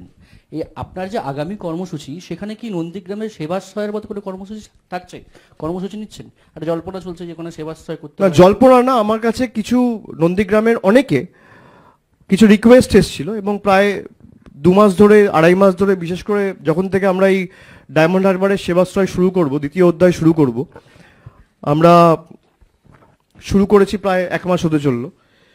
তার আগে থেকে যখন শুরু করব সব ঠিক করছি, তখন থেকে আমার কাছে কিছু ফোন এসেছিল এক ডাকে অভিষেকে। নাম্বারটা সবার কাছে আছে, যে কেউ ফোন করতে পারে, যে এখানেও এরকম একটা ক্যাম্প করা হোক, আমরা যাতে এই সুযোগ সুবিধা পাই। তো আমি চেষ্টা করেছি। পরবর্তীকালে আমাদের ওখানে যারা রাজনৈতিক সমর্থকরা রয়েছে বা আমাদের কলিগ যারা রয়েছে, সহকর্মী যারা রয়েছে, তাদের সাথে কথা বলে আমরা যেটা ঠিক করেছি যে 2টো মডেল ক্যাম্প নন্দীগ্রামে করা হবে। নন্দীগ্রাম 1 নম্বর ব্লকের জন্য একটা মডেল ক্যাম্প হবে এবং নন্দীগ্রাম 2 নম্বর ব্লকের জন্য আরেকটা মডেল ক্যাম্প হবে। এবং যতই করো হামলা আবার জিতবে বাংলার কর্মসূচিতে আমি যেহেতু 15 তারিখ পূর্ব মেদিনীপুরে থাকবো, আমি সেই ক্যাম্প উদ্বোধন করতে নন্দীগ্রামে যাব। The entire world is watching what is happening in Bangladesh, and even the leader of the opposition in West Bengal has made a provocative statement yesterday saying that what Israel did to Gaza, the same thing should be done to Bangladesh, and another Operation Sindoor should be done. West Bengal is gearing up for elections. The political landscape is sensitive, and such comments being made by a principal opposition party in the state. How does your party look to counter this, and how do you all respond to such allegations being made here in West Bengal? We are not vultures, ma'am. We don't politicize over dead bodies and unfortunate incidents. It's BJP who has always politicized unfortunate incidents like Pulwama or what happened in Mymensingh in Bangladesh. First thing that we should ask ourselves is, what happened in Bangladesh is extremely unfortunate.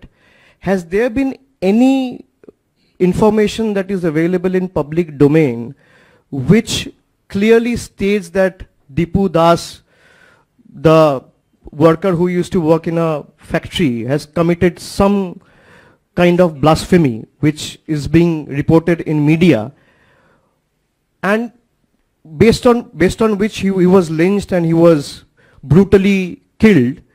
Where is the evidence? First, everyone needs to understand that who provoked and who is getting benefited and who is getting to politicize the incident for their own political gains. If there is anyone who is doing politics over the unfortunate incident in Bangladesh, it is the Jamaat in Bangladesh and the BJP in India and Bengal, particularly West Bengal. We have been very clear about our stance. We want peace to prevail. And our chief minister and the party chairperson has always stated if there's any bilateral issue or any issue related to the external affairs which, concerns and which is with regard to the sovereignty and safeguard of the nation, then whatever step the central government takes, Trinamool Congress will stand with the center and the union government shoulder to shoulder. What is stopping them from interfering? Unfortunate that there has not been a tweet or a statement from either the Prime Minister or the External Affairs Minister or the President of the country. And they think themselves as the savior of Hindutva. So that answers and that takes care of everything, I think.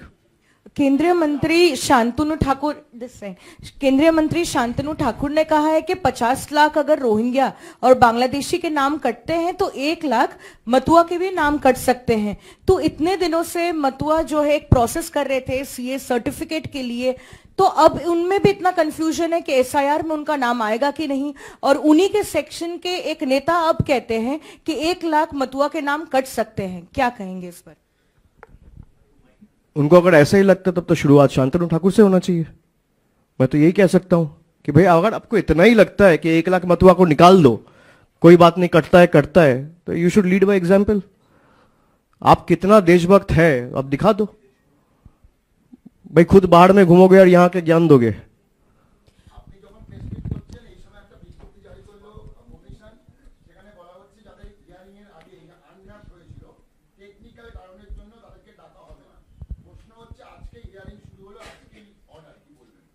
আমি জানি না, আমাকে দেখতে হবে, না দেখে আমি বলতে পারবো না। আমি নোটিফিকেশন দেখিনি, পড়িনি। আপনার প্রশ্নের বেসিসে আমি একটা নোটিফিকেশন না দেখে কিছু বলি না। আমাকে দেখতে হবে, নোটিফিকেশন পড়তে হবে, কিসের বেসিসে বলা হয়েছে, সেখানে কি কি ক্লজ দেওয়া হয়েছে, কি কারণে করা হয়েছে, দেখে আপনি যদি আমাকে পরবর্তীকালে জিজ্ঞেস করেন আমি বলতে পারবো। So we have seen in various instances as far as parliament is concerned, we have seen whether it is Waqf Amendment Act or whether it is CA or we have seen Manrega, from Manrega to Ramji. Opposition have raised their voice, even TMC has participated. But somewhere or the other, don't you think the voice has been limited to the parliament and it's being unheard? Because don't you think it's being a direct attack to the federal structure where opposition's voices are being unheard? And I can only speak on behalf of my party, and we have raised it. I'm sure the other parties in different states are doing it as well. Media also has to come and do its role. Rather than pointing fingers on us, when you're pointing one finger on us, there are 4 fingers which is pointing towards yourself. So you need to ask yourself, are you even doing 1% of what you think should be done? Are you playing your duty and doing your role? We have been doing it. Our Chief Minister has renamed the Karmashri scheme as Mahatma Shri. We are going to Delhi, meeting the Chief Election Commissioner. We will hold protests there. We are doing extensive meetings in Bengal, in every district, every block, every ACs, and we are standing with the people, trying to assist them in the entire process, just so that their name remains in the voters list. So what else can we do? What is BJP doing?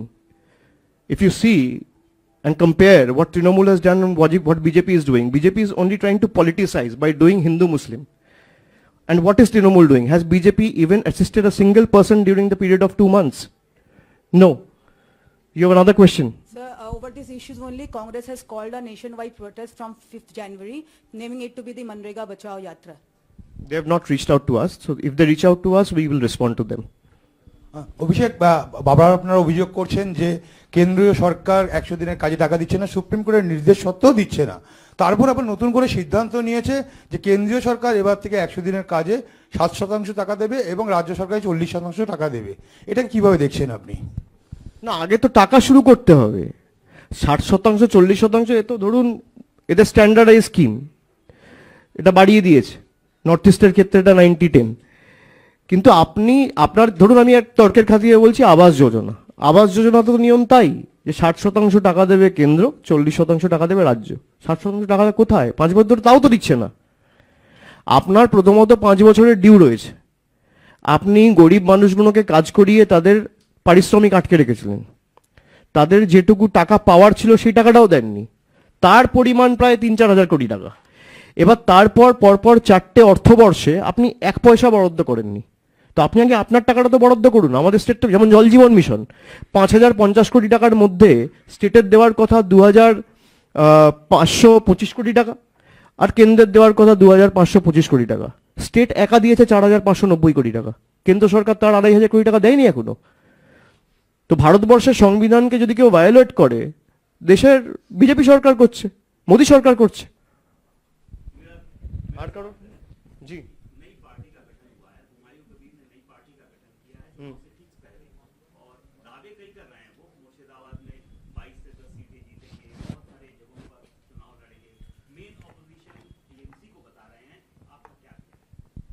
सबका हक है, कोई भी अपना party आप भी शुरू कर सकते हैं कल जाके, वो सबका अधिकार है। कोई अगर पार्टी चालू करना चाहे तो उसमें कोई दो राय के क्या है। भाई किसी को लगता है मैं नेता हूं तो जनता से आपको समर्थन लेके आना पड़ेगा, तो आए फिर देखा जाएगा। अब तो देखना पड़ेगा ना कि जनता किसको समर्थन करते हैं। भाई जनता बेवकूफ नहीं है, हमारे में कुछ नेता है जो समझते हैं भाई जनता को बेवकूफ बनाया जा सकता है। जनता बहुत शातिर है, जनता समझदार है, जनता सब समझता है। वो कहावत है ना, ये पब्लिक है, ये सब जानती है। तो आपको अगर लगता है मैं नेता हूं, मैं तृणमूल को हरा सकता हूं, आपका अधिकार है, पार्टी बनाइए और जीत के आइए, लड़के आइए, जीत के आइए, देखते हैं। सबका अधिकार है, आपके यहाँ पे जितने 50-60 जन है सबका अधिकार है, एक पार्टी बना लीजिए, कोई दिक्कत नहीं है।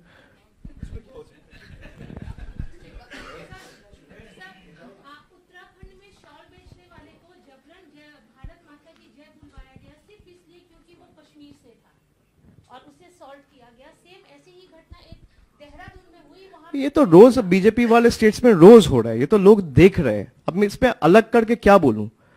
आप देख रहे हो बंगाल में बीजेपी सत्ता में नहीं आके 70 एमएलए के साथ एक गरीब लड़का वो चिकन पैटीज बेच रहा है, उसको मार रहा है। और किस जगह पे, जहां पे गीता पढ़ा जा रहा है, जहां पे भगवान कह रहा है एक कुत्ता, एक बिल्ली, एक चींटी में भी मैं रहता हूं, वहां पे उसको मारा जा रहा है क्योंकि वो पैटीज बेच रहा है। उसको पुलिस पकड़ रहा है, कोर्ट बेल दे रहा है। किसका कहने पे कोर्ट बेल दे रहा है ये कोर्ट ही बता पाएगा। और बेल मिलते ही उसको गार्लैंड, उसको सम्मानित किया जा रहा है सभाओं में बुला के, और बड़े जोर शोर से किया जा रहा है। तो ये बीजेपी का पॉलिटिक्स है। ये बीजेपी कभी मतलब असली मुद्दे को लेके पॉलिटिक्स नहीं किया है। बीजेपी से आप पूछो कि भाई आपने कहा था 2 करोड़ नौकरी होगा, 11 साल में 22 करोड़ नौकरी होनी चाहिए, आप हिसाब दे दीजिए, वो नहीं बोल पाएंगे।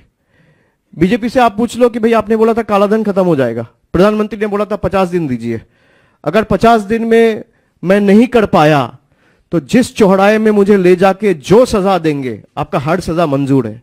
ये मैं नहीं, गोवा में बोला था, प्रधानमंत्री ने बोला था, भाषण है उनका, ऑन रिकॉर्ड है। अब यूट्यूब में देखिए, मिल जाएगा। कोई पूछेगा प्रधानमंत्री से कि आपका कालाधन खत्म नहीं हुआ और बढ़ गया। वो असली मुद्दे पे राजनीति करता ही नहीं है। वो दंगे पे करेगा, हिंदू मुसलमान पे करेगा, डिवाइड पे करेगा, बांग्लादेश पे करेगा, मंदिर पे करेगा, मस्जिद पे करेगा। यही बीजेपी का प्लेबुक है। तो ये जनता समझ रहे, तभी आज बीजेपी 240 पे है। और आने वाला दिन में आप देखेंगे यही 240 घटते घटते 40 पे आ जाएंगे। একটা আলাদা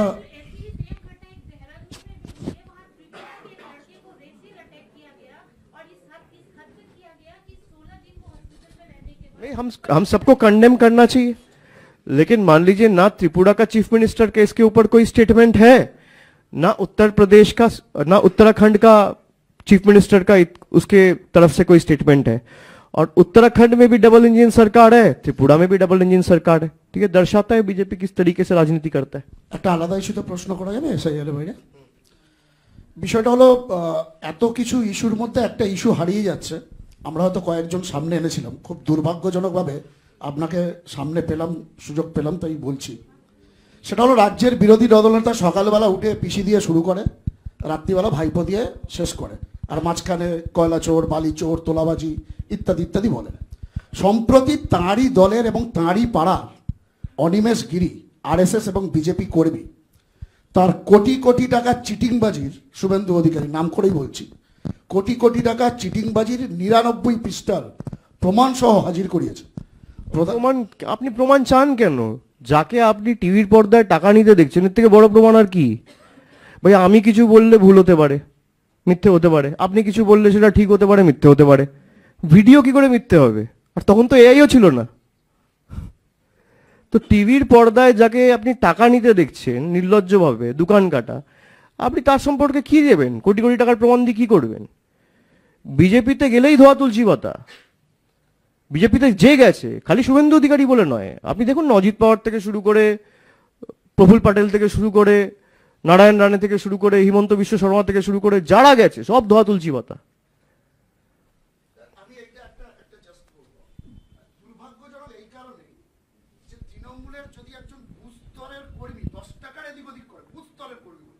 মমতা বন্দ্যোপাধ্যায়, অভিষেক বন্দ্যোপাধ্যায় অনেক দূরের ব্যাপার, বুস্তরের কর্মী, তাহলে সন্ধ্যেবেলা বিভিন্নভাবে রে আওয়াজ ওঠে।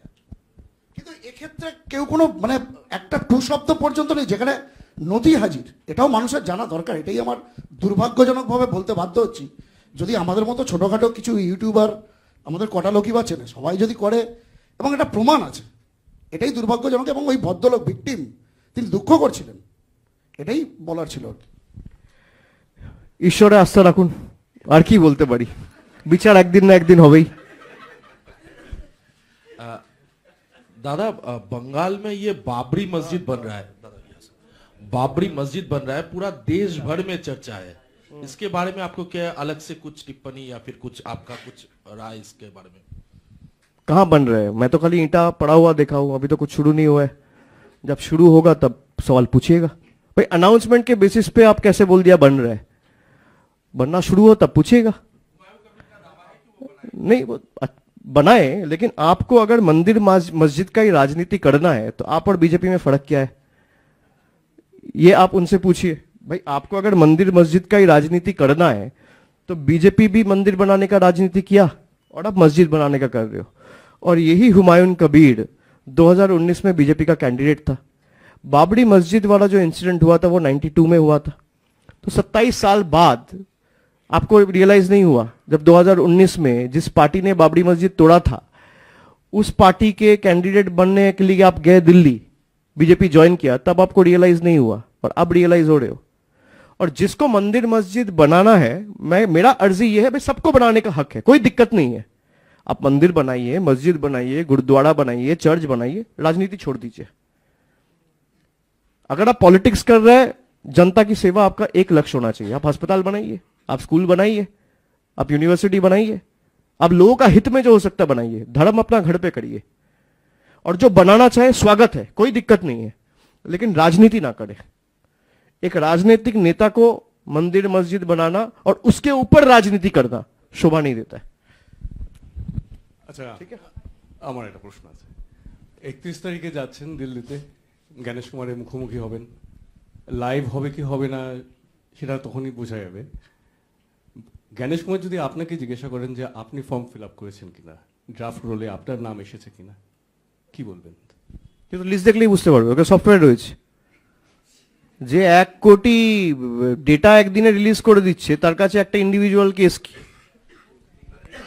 বাংলাদেশের ঘটনার প্রতিবাদ করতে গিয়ে এখন বিজেপি সাধু সন্তদেরও তাদের প্রতিবাদে সামিল করছে। এমনকি বিরোধী দলনেতা তিনি গঙ্গাসাগরে সাধুদের ব্যবহার করার কথা বলেছেন তাদের প্রতিবাদ কর্মসূচিতে। তো আপনারা সর্বধর্ম সমন্বয়ের বার্তা দেন সবসময়। 2 তারিখ থেকে যে কর্মসূচি শুরু হবে সেখানে সব ধর্মের প্রতিনিধিদের নিয়ে কি কোনো আলাদা কর্মসূচি করবে তৃণমূল? মুখ্যমন্ত্রী মমতা বন্দ্যোপাধ্যায় দলের সভানেত্রী তিনি করেছেন। তিনি যখন কলকাতায় হেঁটেছেন সব ধর্মের প্রতিনিধিরাই ছিল। কিন্তু বাংলাদেশে যে ঘটনাটা ঘটেছে অত্যন্ত দুর্ভাগ্যজনক ঘটনা। প্রথমত এই যে দীপু দাস বলে ময়মনসিংহের যে খুব সম্ভবত ভালুকা না, জায়গাটার নাম ভালুকা উপজেলা, যে ফ্যাক্টরিতে কাজ করতো, তাকে বলা হচ্ছে সে ধর্মের বিরুদ্ধে একটা কুরুচিকর কোনো মন্তব্য করেছে। তার তো কোনো একটা ক্লিপিংস বা কোনো একটা হোয়াটসঅ্যাপ চ্যাট যেখানে থাকবে কিছু একটা পাওয়া গেছে, পুরোটাই হিয়ার্সের বেসিসে।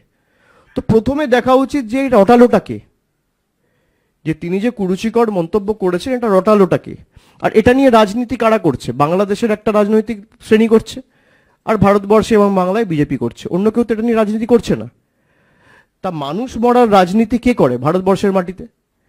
পেছনে যখন পুলওয়ামা হয়েছিল, ওই 40 জন কেন্দ্রীয় বাহিনীর যারা মারা গিয়েছিলেন ওই ঘটনায়, তার ছবি লাগিয়ে ভোট কে চেয়েছিল? দেশের প্রধানমন্ত্রী চেয়েছিল।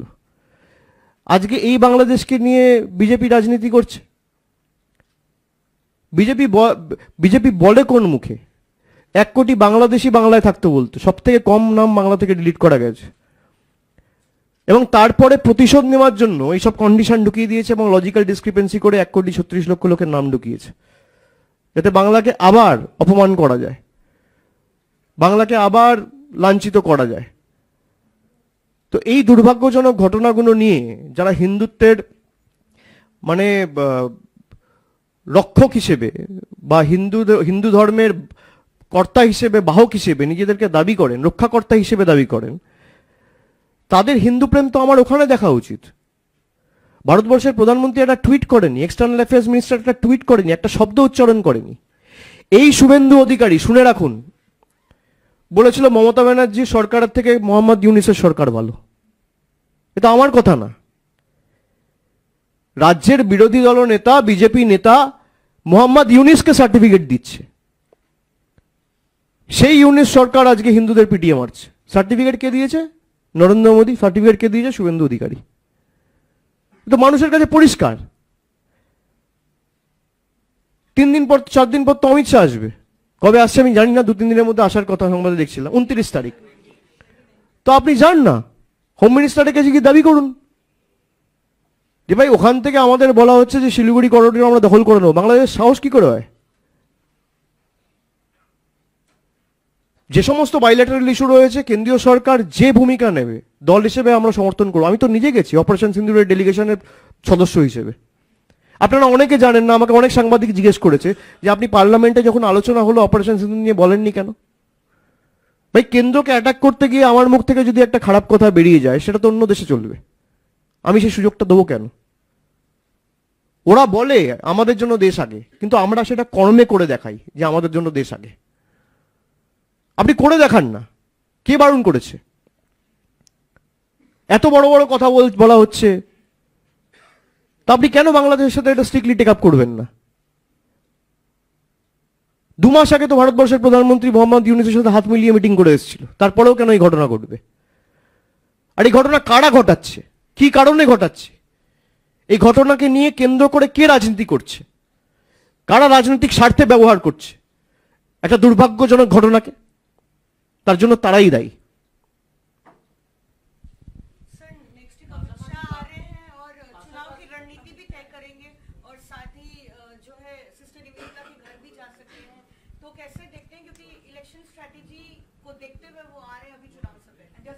वो तो उनका पार्टी का अंदरूनी मामला है, उसमें मैं क्या टिप्पणी कर सकता हूँ? वो जब मर्जी आए, बंगाल का दरवाजा सबके लिए खुला है। आधार के কোথায় আমি বললাম যারা চায় না যে শান্তি ফিরুক তারাই এটাকে নিয়ে রাজনীতি করছে। যারা এই ঘটনার ফায়দা নির্বাচনে লুটতে চায় তারা এটাকে নিয়ে রাজনীতি করছে। এই ঘটনাকে নিয়ে তো তৃণমূল কংগ্রেস রাজনীতি করছে না, জাতীয় কংগ্রেস রাজনীতি করছে না, ডিএমকে রাজনীতি করছে না, আম আদমি পার্টি করছে না, জেডিইউ করছে না, বা আরজেডি করছে না। এই ইস্যুটাকে নিয়ে রাজনীতি কে করছে? ভারতীয় জনতা পার্টি। आधार के कोनो তো তারাই বলতে পারবে তারা চায় না বাংলাদেশ শান্ত হোক, তারা চায় না বাংলায় শান্তি থাকুক, তারা চায় না বাংলার মানুষের স্বাধীনতা থাকুক।